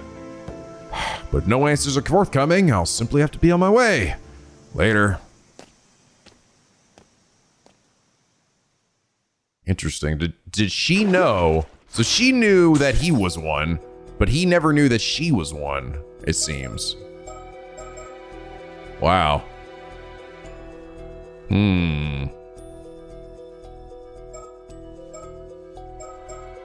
I have a feeling now, Yuza is going to be approaching everybody now and changing fate here, right?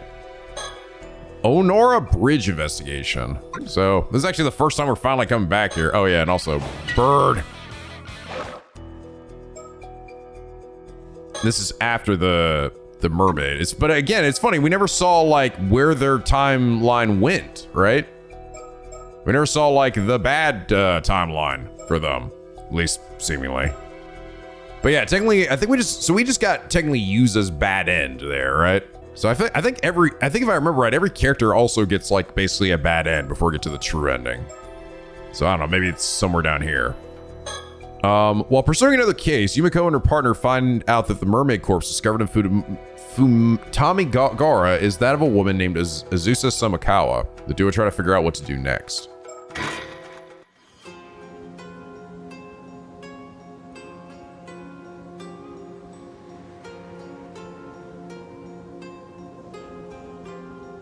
Getting some deja vu here. All those times I stood on a bridge with Haruo and Richter. All right, there's gotta be a bird over here, right?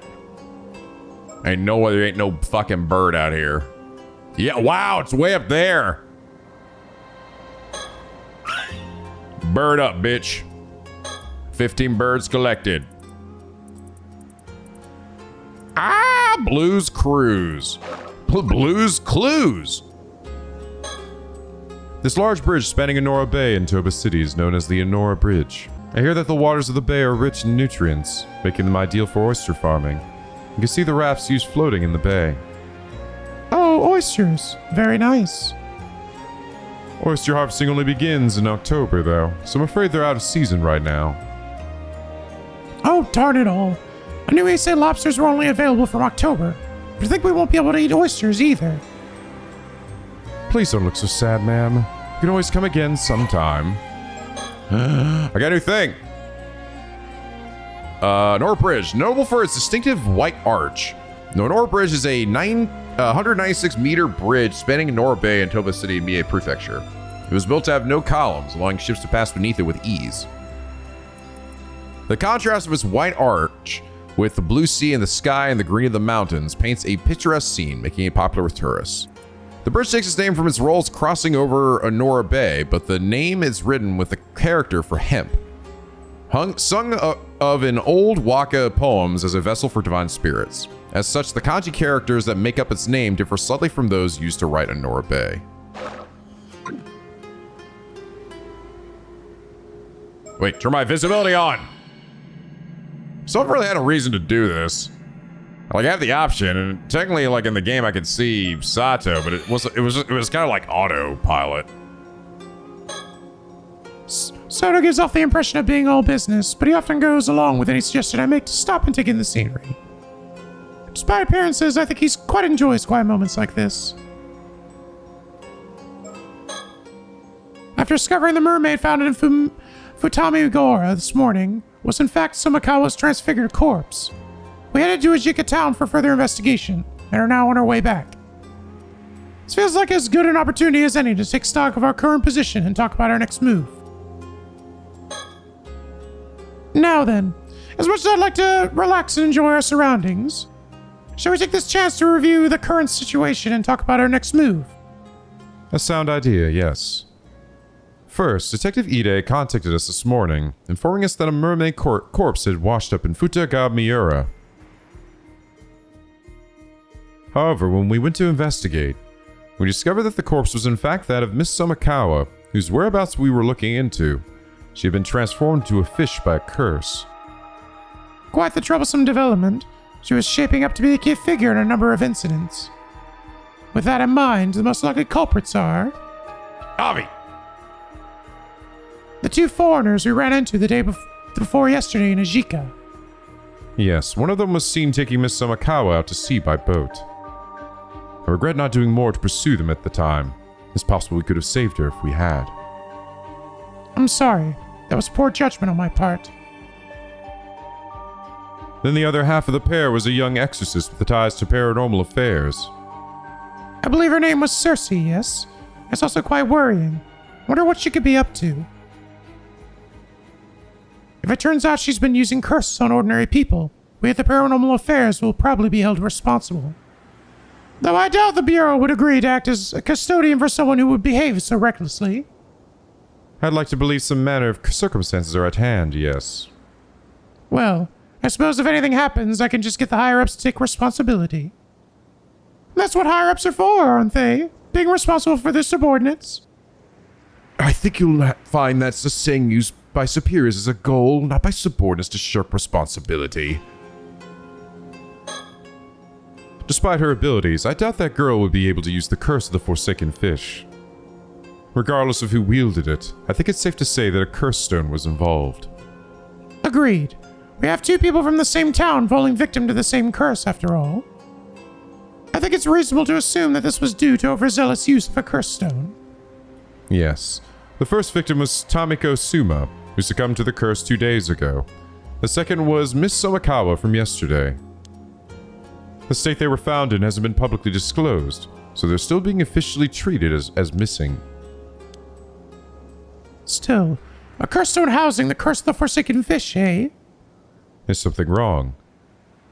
The curse of the Forsaken Fish is one of the curses mermaids can use, you see. For it to become a curse stone, the mermaid in question must have experienced overwhelming resentment. An example might be if they were killed while bearing a powerful grudge against someone. That sounds like it would be a rare event indeed. Why do I get the feeling there was a mermaid who died like that, though? Who was it? Because of the names on the tip of my tongue. Could it be a memory from that time? Although I imagine many of your older memories have faded by now. I have to try to remember. What was the name of the mermaid who died while harboring strong feelings of resentment? I have to double check. Wait a minute, what? Those feelings must have faded by now. What? Oh, shit. Is she the mermaid? Oh, that actually would make a lot of sense. She might be the missing mermaid. That's why she can recognize other, she can recognize people who are 800-year-old immortals with her special eyes. She's actually not yet met with a coma either. Only Avi has. Hayase. Hayase? That's right, her name was Hayase.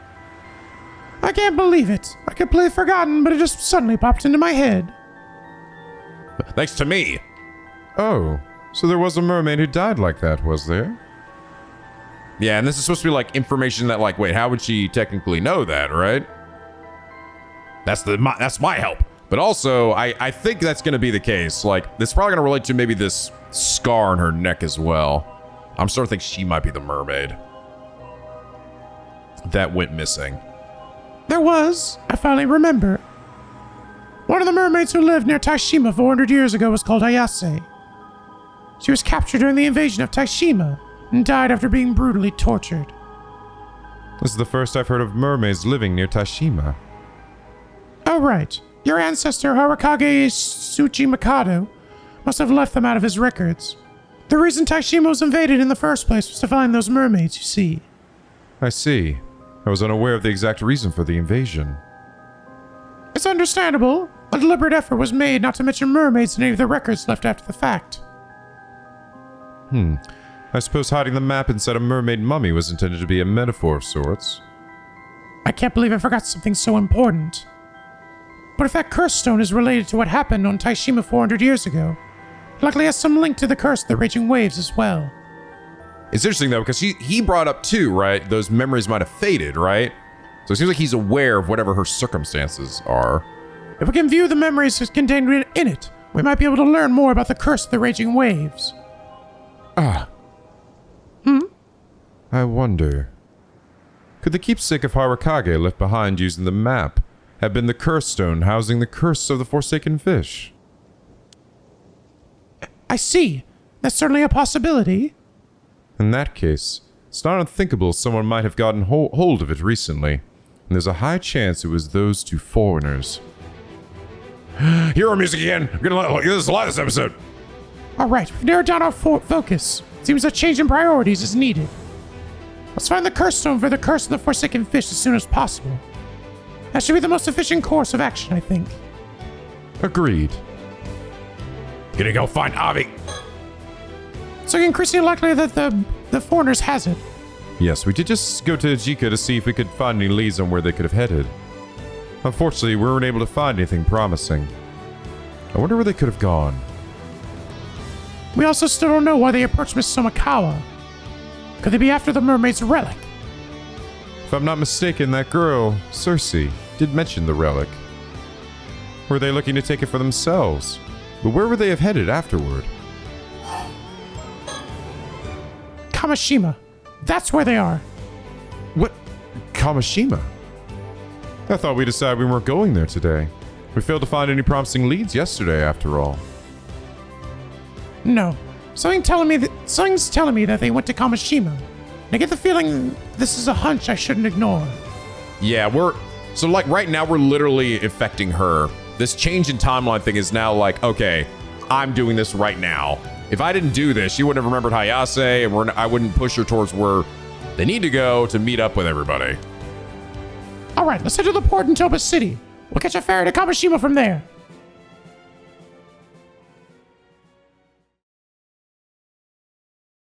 Yeah. Aha! Now that's blanked out. Now, I think I need to get them to the right place, right? Get them to maybe where they can meet with everybody else. After arriving in Kamishima, Avi and Cersei continue to ask around about mermaids, but this garners suspicion, and they find themselves unable to gain any information.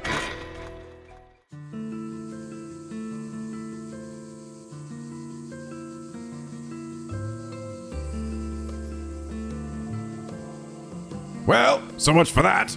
And after everything we went through, we've got nothing to show for it. It's almost astounding how little we managed to learn, like some reverse miracle. And see, this is like, it's showing how both of these groups, right, to this point have basically hit dead ends. This is why we didn't see them in later on. It's just they couldn't figure stuff out fast enough before death ensued and hell rained down. Though apparently Yumiko and them survived. I don't know about Avi and her. Maybe they would have gotten away. Worse, I think rumors spread and now everyone is avoiding us. This is a pickle. I can't even bring up mermaids without the islanders looking at me like some odd foreigner who lost his marbles. And for some reason, mentioning Mare Minakuchi makes things even worse. Did people hate her or something? Just hearing her name makes them recoil with undisguised disgust. Yes, I noticed that too. Though your way of asking probably doesn't help much. Well, how about we take a break from investigating and go for a little sightseeing instead? Let's talk about more. Let's do some more dank lore. Give me 800 more stories right now. Seems like there's a shrine and a lighthouse around here, so we might as well drop by. Count me in. To be honest, the way people are treating us is starting to bum me the fuck out. Maybe heading to the lighthouse to unwind a bit would be such a bad idea. No, shut up. Go to the jetty. No, we must go to the jetty, and that's that. This is so funny. Yeah, I'm just like, no, dummy, go to the jetty. What? Don't scare me like that. What's gotten into you all of a sudden? You know, this reminds me of, there was a puzzle in the first Paranormasight game, right? This was probably one of the ones that stumped me the most, where I was like, I don't know what the game wants me to do. Where you have to basically control like 2 or 3 different parties, and you have to get them to be in the same place at the same time, right? So you had to get like one group to examine this one area, and then to get the other group to examine this other area. But I was like, it's really confusing because just you're like looking around as one, and like one character moving around all these places doesn't give you anything. The other character moving around these places doesn't give you anything. You had to pick a spot basically where they can both come together, and then they're both there, and then they just happen to notice each other. It's like, it was actually really clever. I liked that puzzle. What's gotten into you all of a sudden? The waves of my yearning soul keep crashing against my chest, insisting I seek out the shore. Right, sure, the usual then. Well then, off we go. Ooh, Cersei's like, that was interesting, right? She's like, what brought that on, I wonder?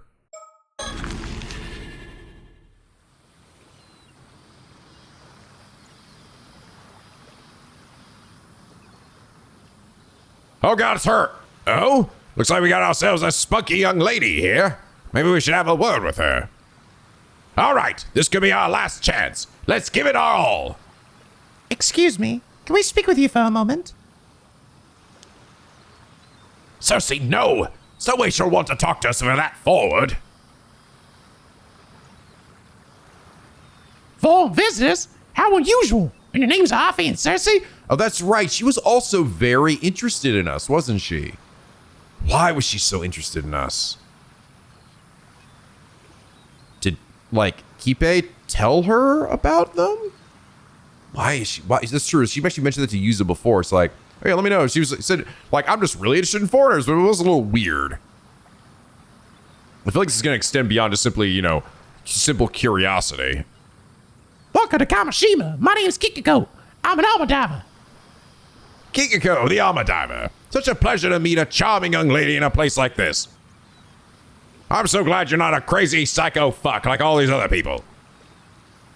Charming young ladies say, oh my. Well, now you'd like to ask me anything you like.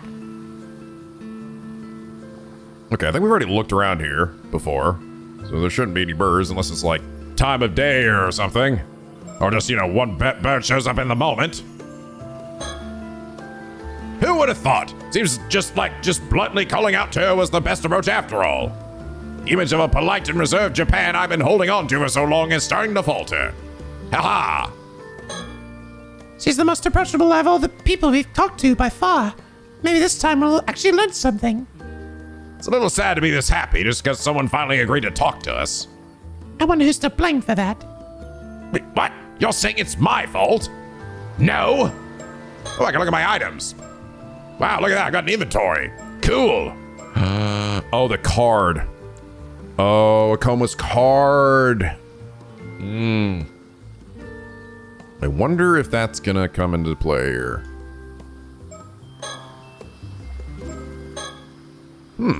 Why did I feel that sudden urge to go to the jetty earlier? Thanks to that, we ended up running to Kikiko. Isn't crazy? Isn't life screwy like that? Looks like we made a solid first impression. She seemed genuinely excited to talk to us. After all the lengths we went to, I refuse to leave this place without at least a few answers. Mermaid Swamp! This may be a bit out of nowhere, but you don't happen to know anything about mermaids, do you? Huh? Mermaids? Oh? So you do know something? When you say mermaids, you mean mermaids, right? Mythical creatures? Precisely, the very same. Rumor has it this island houses some kind of secret connection to mermaids, but I haven't been able to ascertain whether it's true or not. So tell me, any mermaid secrets about? Are you saying you really came all the way out here and looked for mermaids? More or less. So any information you may have would be a huge help. Sorry, I don't really have anything for you, but I do happen to be a little interested in mermaids myself. Fantastic. Another fan entranced by the mysterious. You say that eating the flesh of a mermaid will grant you immortality, right? That's right. Could you perhaps be interested in immortality as well? I guess so. And not for myself, though. Oh? Yeah? So you mentioned that this island has some sort of connection to mermaids. More than just a little interested, are you? Heh. Well, in fact, right here at Issei Bay, there used to be. Blah, blah, blah, blah, blah, blah, blah, blah. Wow, so mermaids used to live on this Tashima place?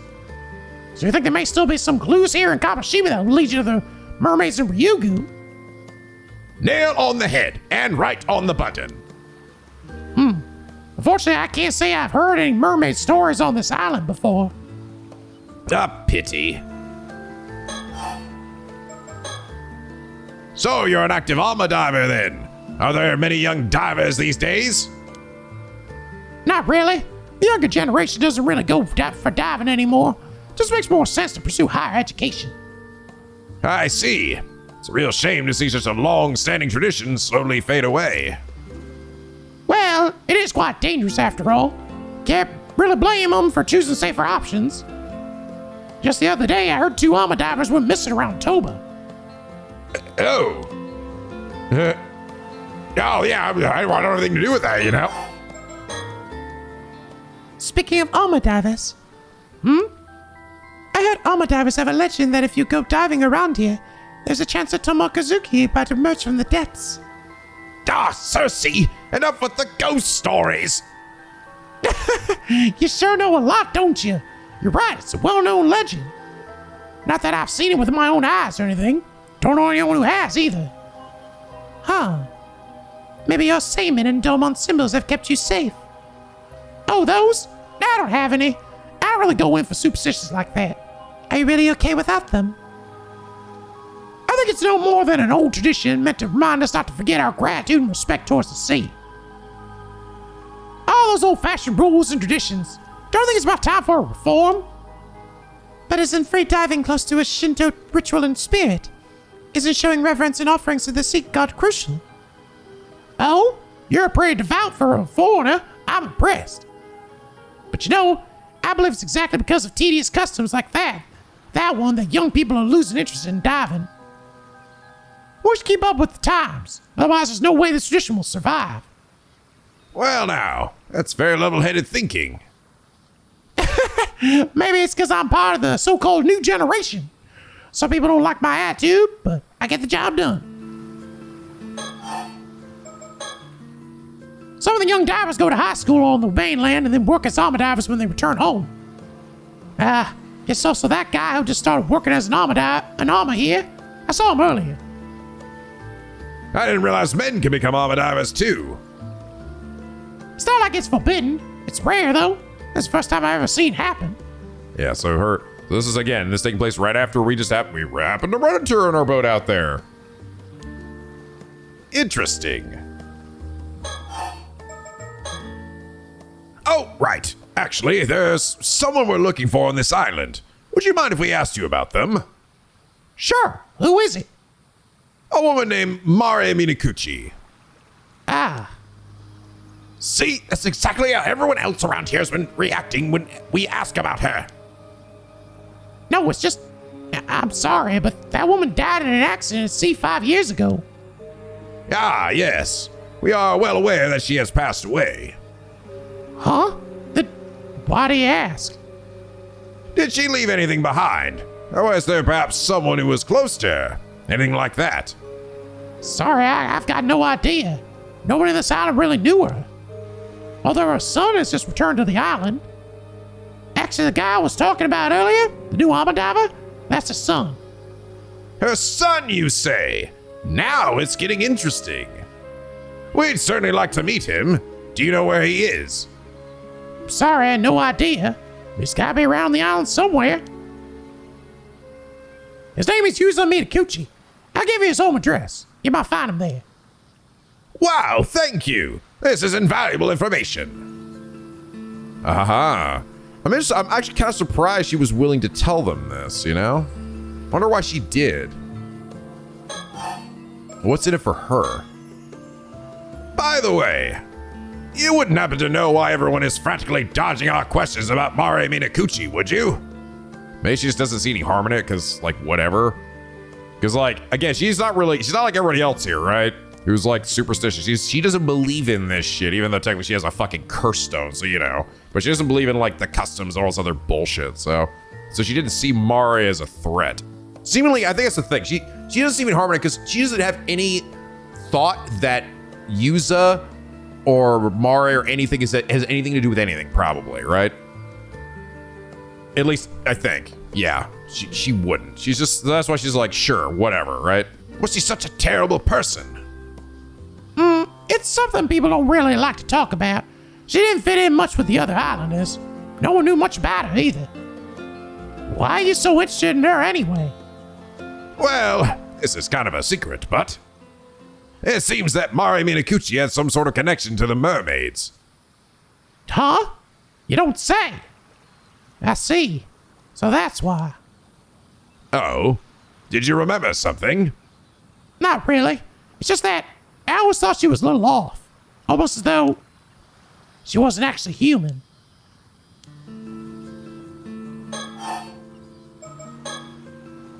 So you're saying Mare might not have been a human after all? That she was actually a mermaid, which is not true. Huh? No way, I was just joking. She was kind of weird, sure, but a mermaid? That's a bit far-fetched, don't you think?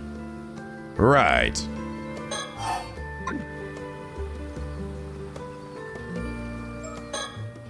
Come to think of it, I completely forgot about the still-tide mirror that Ikoma told us to look for. Guess I'll try my luck and ask. Oh, right. I just remembered. There's a particular mirror on this island that we're looking for.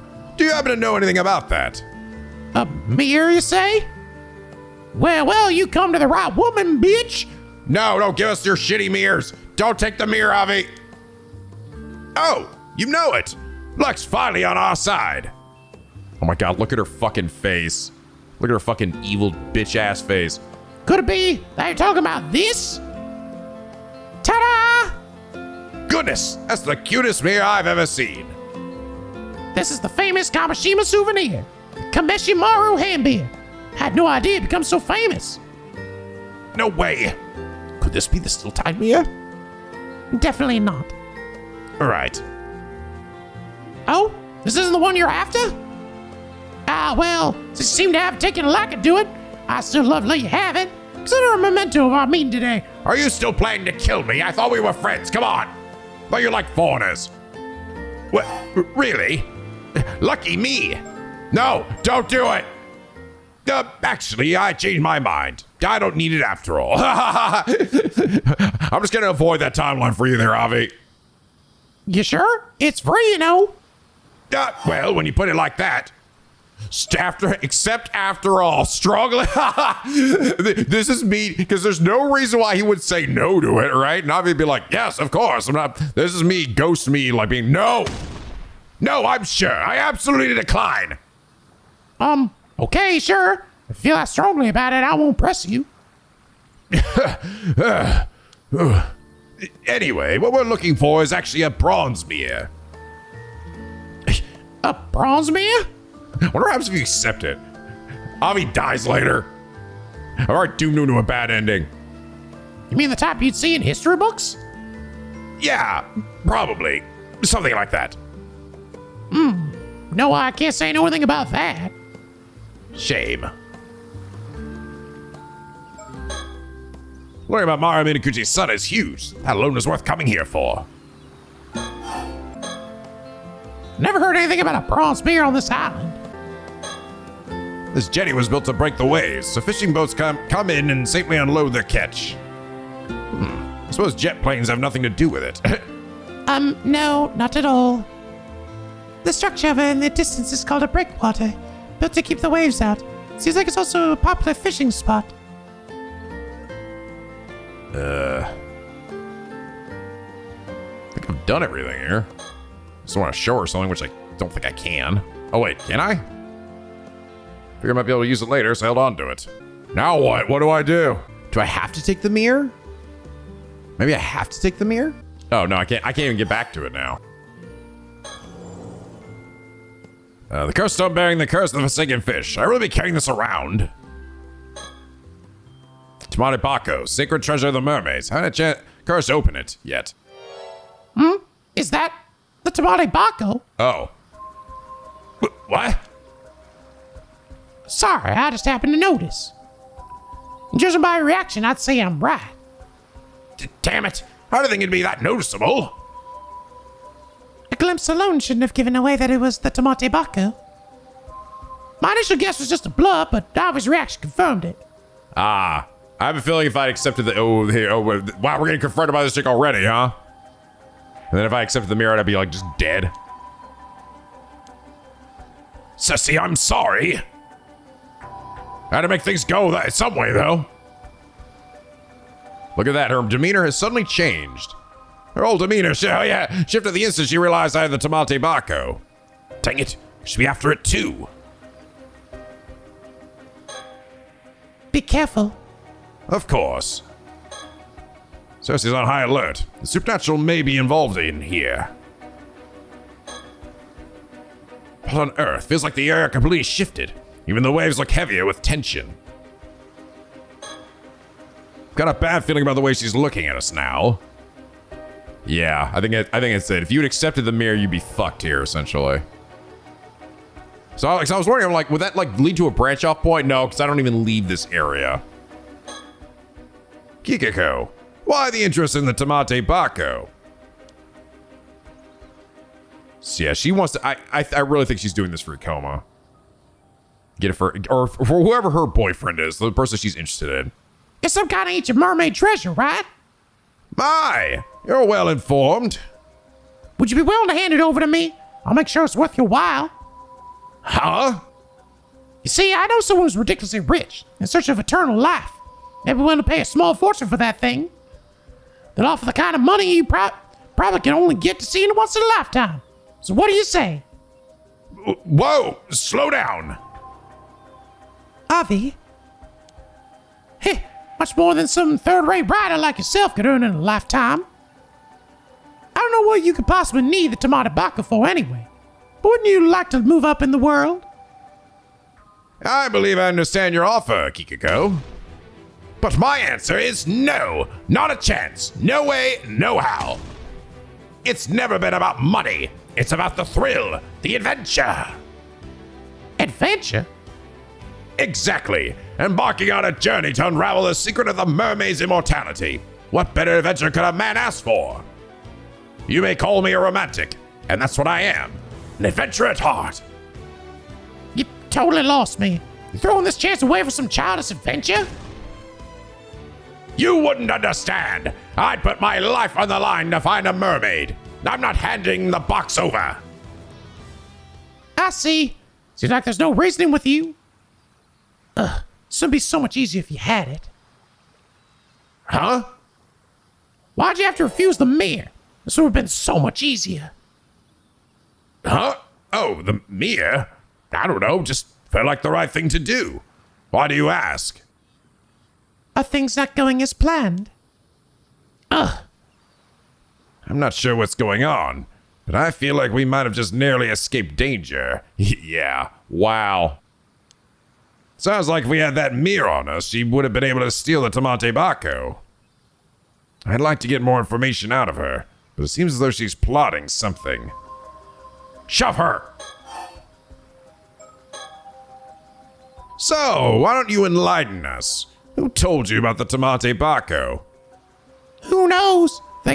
Think you'll get it out of me with that attitude? She still hasn't given up on the Tomate Bako. There's no doubt about it. Kiko wants to take the Tomate Bako from us.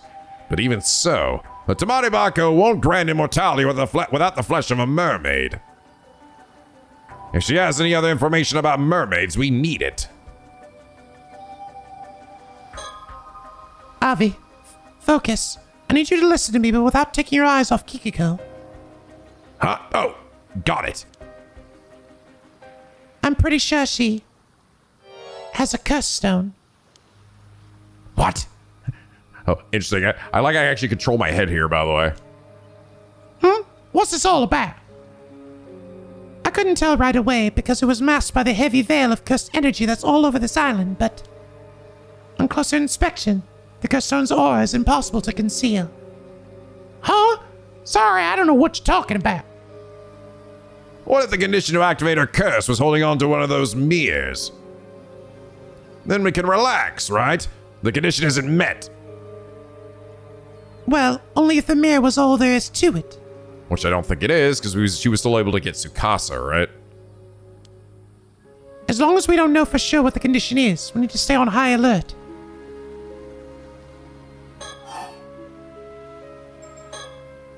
Hey, Kikiko, I'm gonna let you in on a little secret. Yeah?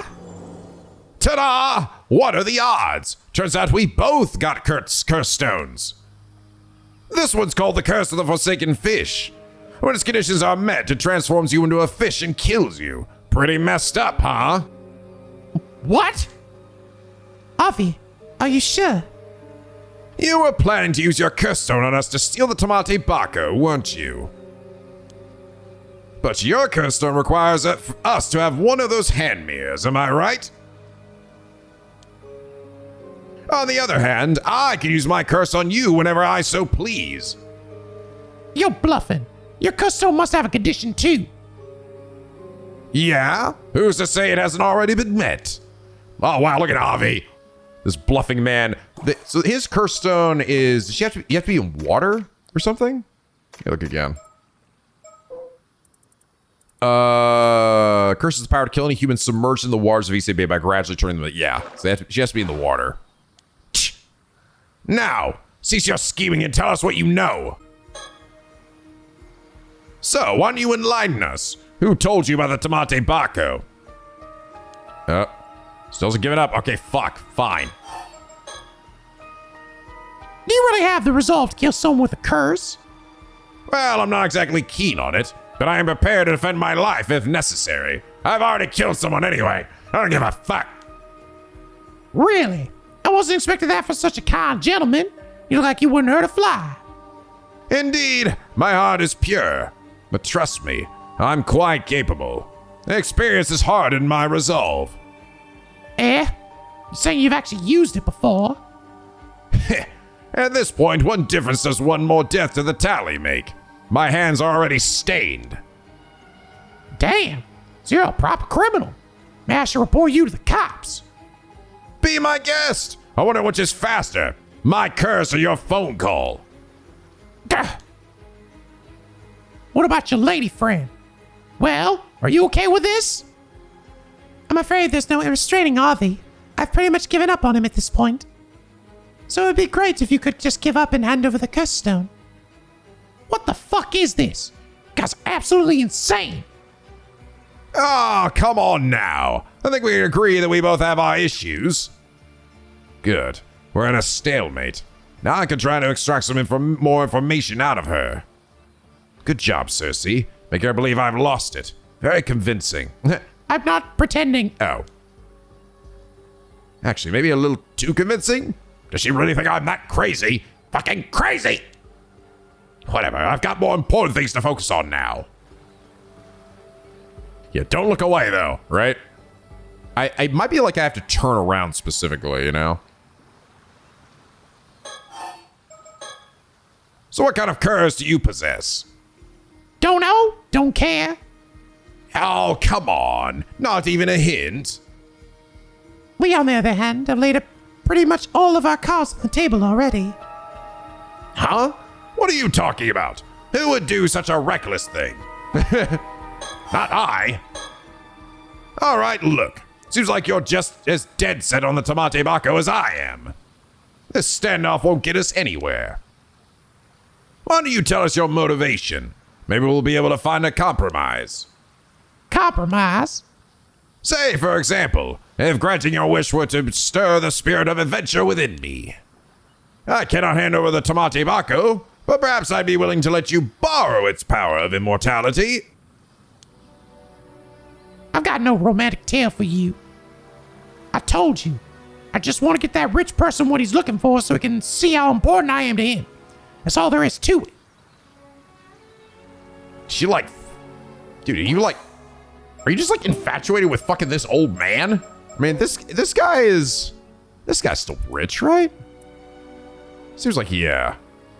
The support of a wealthy tycoon, but yeah, I think? I don't know. Maybe it does just mean this dude. Oh, important you say? How is that? Because I'm his illegitimate child. What? Oh, fuck. This is taking a different turn. What? Oh, this is why she's Tsukasa. She doesn't... Oh, I guess she does want to inherit his wealth. Oof. But he simply refuses to admit it. Whatever I do, he won't even acknowledge my existence. Oh, but Tsukasa did get him to acknowledge her existence. Wonder why. I mean, just look at me. I must be a disgrace in his eyes. Oh, because of the mark on her face? But a woman like me shouldn't be wasting her life away on some backwater island. I was born of noble blood. I wasn't meant to rot in this miserable place. Yet he cast me aside and refused to even acknowledge my existence. It's humiliating. So your father is some rich man? Yeah. Sorry anyone in Ise-Shima who doesn't know the name Yoshiatsu Yamashima. It's a noble bloodline searching back centuries. And here I am stuck in this wretched life. Yamashima, eh? I've done everything in my power to earn his recognition. I gave it all to making it big in the city, and for what? Nothing I tried worked out. In the end, I had to come crawling back to this island trying to make ends meet as an armor diver. But I still keep telling myself that someday, somehow. I see. So, you figure that since Yamashima is seeking immortality, you could leverage the box to get what you want at the same time. Yeah, I used to work at the small company. The young CEO of the place is basically Yamashina's protege. Hey, there we go. There we go. Yeah. I guess he felt sorry for me, so he let slip that Yamashina was after immortality. So again, this is Kipe. Interesting. And was he the one who told you about the curse stone and the Tamate Bako as well? Yeah. Since even Yamashima doesn't know about this, it's just that I use it to my advantage and take the credit. He gave me the curse stone and told me to use it wisely. It is him. Yup. Okay, well, at least was right about that. It is. This is the dude. So, Akoma is the one that knows Sato. And it seems like he probably has immortality as well. Originally, I had planned on offering something different to Yamashima. Now that I've got a chance for the Tamate Bako, that's my best option. Wait, I plan on offering something different to Yamashima? Was it Tsukasa or something? Oh, how intriguing. So you wanted to trade the Tamate Baka for Yamashima's recognition? That's right. See? I knew we were never going to find a compromise. True. It's a compelling story, but it's missing a certain adventurous allure. That company president you mentioned, how come he knew about the Tamate Bako and the curse stone? Just who exactly is he? I was wondering the same thing. Of course you were. He's an incredible person after all. Mr. Kipe Akoma is an amazing man. Thanks to him, I got the chance to make my dream come true. Oh. Did you just say coma? Hey, have a look at this. Think it might be useful later. Hold on to it. Throw it away? Can't say why, but I've got a bad feeling about this business card. I'll just sneakily toss it. All right. I don't think anyone noticed. Oh.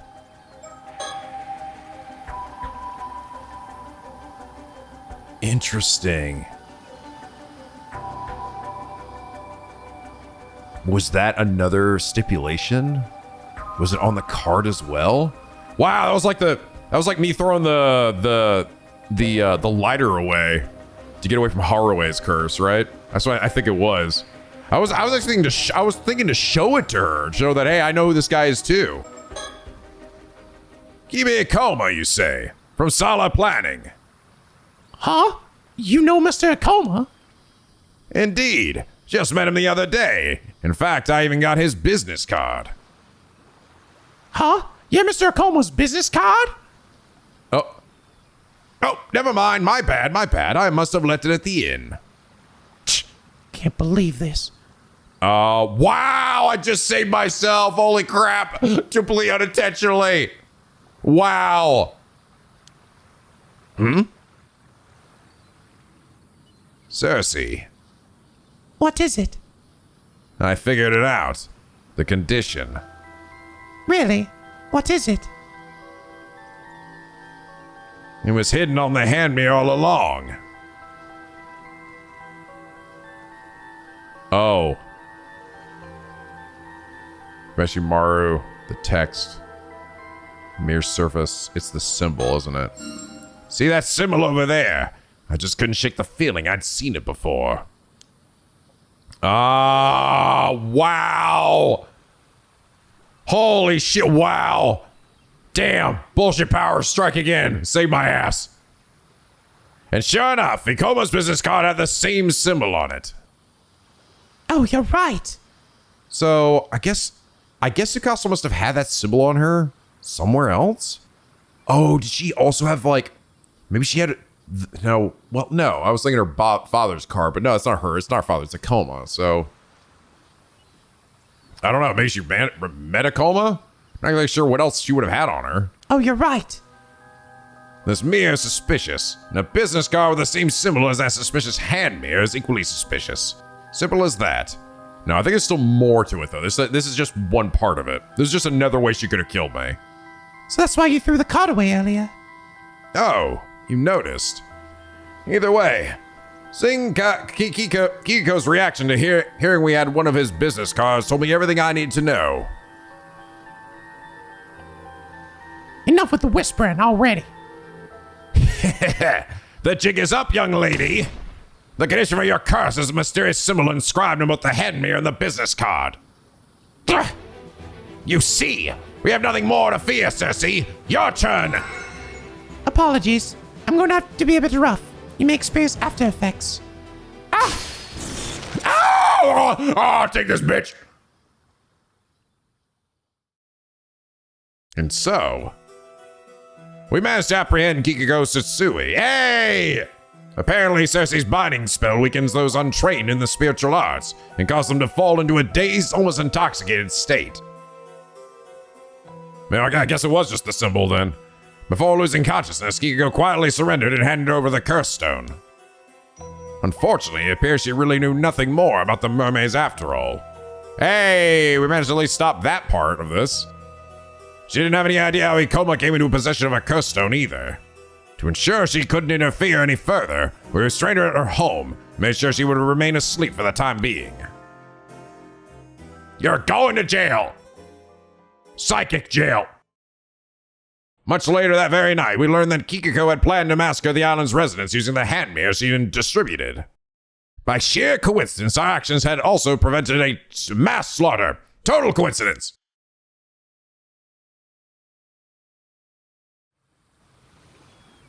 Damn, I'm a badass. So, what about the curse stone? What's it like? Yeah, about that. Huh? A bronze mirror? That's right. A palm-sized bronze hand mirror. Wait, don't tell me this still-time mirror was actually a curse stone all along. Oh, really? The curse stone's resentful memory doesn't seem to indicate anything like that. So this curse stone had a resentful memory too, eh? What did you learn? There's so much information, it's hard to make sense of it. Here, take a look for yourself. Don't just toss it like that. It's a curse stone, not a baseball. So you're not going to look? Of course I am. Give me that. Let's see. Whoa. So this is the real deal. Oh, a mermaid. There's a mermaid on it. Whoa, holy shit. Arrgh. Well, all right, we're about to learn the truth of Tomoshige and probably of Sato maybe as well. Tairo Tomoshige's early life. He was born as the son of Tairo no Kiyomori's younger brother, Yorimori, in the latter half of the Heian period at the height of the Taira clan's power.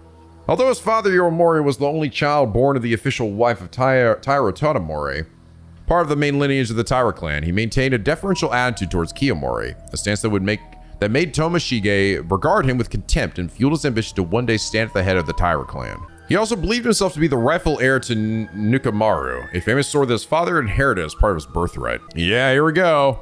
Sato, the girl from Kusawa village. At around the same time, Sato was living a simple life in Kusawa village, the place of her birth.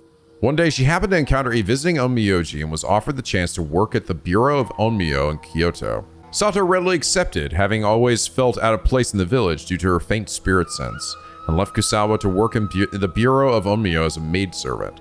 At the end of a certain year, Tairo no Kiyomori's daughter, Noriko, gave birth to the imperial prince. Although Tomoshige visited the palace with his father to celebrate the birth, he soon grew bored with the proceedings and left, only to encounter Sato, who was attending to odd jobs nearby. Tomoshige was intrigued by Sato, who made no attempts to curry favor with him and whose thoughts he found difficult to read, and he frequently visited her from then on. Not yet having an official wife, it was not uncommon for Tomoshige to spend his time on dalliances with women, with Sato being the latest among them. However, as their interactions continued, he found himself becoming particularly drawn to her. He eventually had a pair of bronze hand mirrors made and gifted one to her, telling her to carry it with her at all times as a sign of their vow to each other. The fall of the Taira clan. In 1185, the Taira clan was defeated in the Battle of Dan no Ura, spelling its ruin. Tomoshige, who had fled from place to place as if to desperately avert his eyes from the Taira clan's decline, ultimately did not participate in the decisive battle at Dan no Ura, and came to know of the Taira clan's downfall while he was lying low in a remote village in Ise with Sato. Interesting, okay. Although initially terrified of being hunted down by soldiers of the Minamoto clan, Tomoshige regained his senses upon seeing Sato's unbroken composure. Now believing that it lay with him to restore the Taira clan as one of the sole survivors, he swore an oath to his fallen clan that he would see it rise again one day. Tomoshige's resolve. With survivors of the Taira clan being hunted down across the country, Tomoshige continued to search for a way to turn the situation to his advantage. In the process, he suddenly remembered a box that his grandfather, Tadamori, had left the family. A tamale bako proffered by a fisherman that was said to contain the flesh of a mermaid. Although Tadamori had refused to accept it, a member of the clan had secretly hidden it in a storehouse back in their homeland. It was said that eating mermaid flesh would grant eternal life to whoever ate it. However, legend also had it that the meat was highly poisonous, with even a small bite being fatal. No one had wanted to eat it as a result, and it ended up forgotten as the years went by. So that shit just sat in there for all those years, huh? Believing that dying due to poison would hardly be any different from their fate if they were caught and killed, Tomoshige located the tamale bako and pried open the lid. However, all that was inside was a dry sliver of meat, so shriveled as to resemble a splint of wood. Dubious, Tomoshige pushed his misgivings aside and ate the meat, but felt no different than before. Believing that long years had robbed the meat of its power and seeing the tamale bako as his only clue to find a mermaid, he boarded a small boat with Sato and set out to sea. Encounter with Mermaid. Believing that a mermaid would surely come to reclaim the tamale bako if it was truly linked to them in some way, Tomoshige continued to row the small boat into the sea of Ise. At the time, he was clad from head to toe in the armor of a warrior, and had with him the famed sword NicoB, an heirloom he had seized from his father, Yoromaru, whom he had scorned as a disgrace to their clan. Sato, meanwhile, wore only like kimono. Must have been very awkward. After they had rowed for a while, a sudden mist descended over the sea around them, obscuring their surroundings. As Tomoshige and Sato looked around fearfully, they heard a small splash. Turning to look, the two gasped as they saw what appeared to be a human hand reaching up from the water before grabbing onto the boat's edge. In a rush of water, a being with human features from the waist up and fish-like features from the waist down emerged from the sea, a mermaid. Climbing to the boat, the mermaid screamed for them to give the box back before suddenly lunging at them. Too stunned to think clearly, Tomoshige drew his sword and slashed the mermaid. There was a dull sound of a blade slicing through flesh, and the mermaid fled at a piercing cry before diving back into the water and fleeing the area. Still trying to process the sudden turn of events, Tomoshige glanced down and caught a sight of a small piece of the mermaid's tail, apparently severed by his previous blow, lying in a pool of blood. He picked it up, only to find that it continued to twitch even as he held it. Finding himself too disgusted to try to eat it immediately, he decided to stow it in the tamale bako for the present. Eventually, after some hesitation, he forced Sato to eat it despite her protests. They waited a while, but no change seemed to come over her. Tomoshige's death. Thinking that the amount of mermaid flesh simply hadn't been enough, Tomoshige made to pursue the mermaid. But as he did so, he noticed the mist around them had cleared. As the two looked around, they realized their small boat was surrounded by ships belonging to a band hunting down remnants of the Taira clan. Alarmed, they tried to flee, but with their attackers pressing in on them from all sides, were unable to find any means of escape. Amidst the chaos, Sato was struck in the head by an arrow and fell into the sea. Tomoshige, still determined to retaliate, continued to frantically resist with his sword. However, he was vastly outnumbered, and unable to break through his attacker's ranks, was ultimately cut down in a single stroke. On the brink of death, Tomoshige's gaze fell on the crest worn by his pursuers. Consumed by bitter regret at his failure to restore the clan, he directed the full brunt of his resentment toward these symbols as he sank beneath the waves, cursing his enemies and clinging to his vindictive hatred until the very end. Interesting. I find it funny that wait. Finding himself too disgusted to try to eat it immediately, he decided to store it in the tamale bako for the present. Eventually, after some hesitation, he forced Sato to eat it despite her protest. Why exactly? Just to test it on her? Yeah, I guess to test it on her, but then he was like, okay, well then if it works, if something happens to you, then then I'll go get some more. I guess that was the idea. He was willing to test it on her. He didn't want to do it on himself. But then nothing happens, so he's like, oh, I guess it didn't work. So he said he's gonna go after them. Okay. I'm almost worried to that. So it's till his end, huh? I mean, I guess he must be dead because his like spirit is still quote unquote living on. But he did eat like a bit earlier. And it's like, it's funny because like somebody else, like, I'm almost wondering if like Akoma is this guy, you know? But then it wouldn't really make sense that he'd also have his spirit here, because who else would know Sato like this, right? Who's like, oh, a Sato, right? Like the good old days. I don't know. It is interesting. Tomoshige had been seeking mermaid flesh in a bid to attain immortality with the goal of eventually reviving the Taira clan, but it was killed before realizing his dream. The curse uses a specific symbol as its target and kills those who carry the symbol within the area specified by the user by cleaving them in two. Its effective range is several hundred meters. Yeah, and he's been using this for years though, right? Seemingly. This curse stone. Though exactly why, I don't know, because we found bodies before. So, this is the curse of Taira no Tomoshige that grew over 800 long years. Taira no Tomoshige. Never heard of him. He wasn't exactly what you call a historically important figure, even within the Heike. Seems that he sought out the mermaid's power of immortality to restore the Heike, but his pursuit ended in failure. That resentment must have dwelled within Tomoshige's bronze mirror, eventually turning into a curse stone. Most likely. Kikiko mentioned she also got her curse from Ikoma, right? Exactly. To think that slippery snake was sneaky enough to put the curse markers on his own business cards. So that still doesn't leave that still leaves the question then. Then how did Tsukasa die again? I don't know. That NicoB guy is seriously dangerous. That was way too close. Good thing we were cautious, especially since it seems he's after the Tomate Bako too. Yeah, seems like working without him turned out to be the right call. Although he may grow suspicious if he can't contact Kikiko anymore. Considering he's after the Tomate Bako, there's a chance he might still chase after us. I definitely wasn't expecting us to actually, like, solve... Kikiko's cursing everyone here in this moment. I wasn't sure this was going to be it. We need to keep our guard up. I think it's safe to assume he already knows about Miss Samakawa and the Tomate Bako. I do wonder why he told us to go look for the still-tied mirror, too. Well, it's not this mirror, and we've got no reason to follow his orders anyway. Okay, so the still-tied mirror is the other mirror, the one that's keeping the raging waves at bay. Granted, this guy is still a problem, right? He's still going to be, like, clearly, you know, confronting us about this shit more than likely by the end. I'd rather try and find out more about the mermaid as soon as possible. You're right. We didn't learn anything from Kikiko. Looks like we got no choice but to continue our investigation of the island, shall we? Hi-ho, Silva! Could you hold on for a moment? Oh. Huh? Someone's there. Yuck! Ah! You! Oh, from their perspective. I was like, oh wait, well that's interesting. I have not completed everything here. Do I need to die to see the other timeline or some shit? Maybe? Gotta eat shit? I gotta get myself stabbed in the face. Maybe that's like the bad ending or something. Also, bird.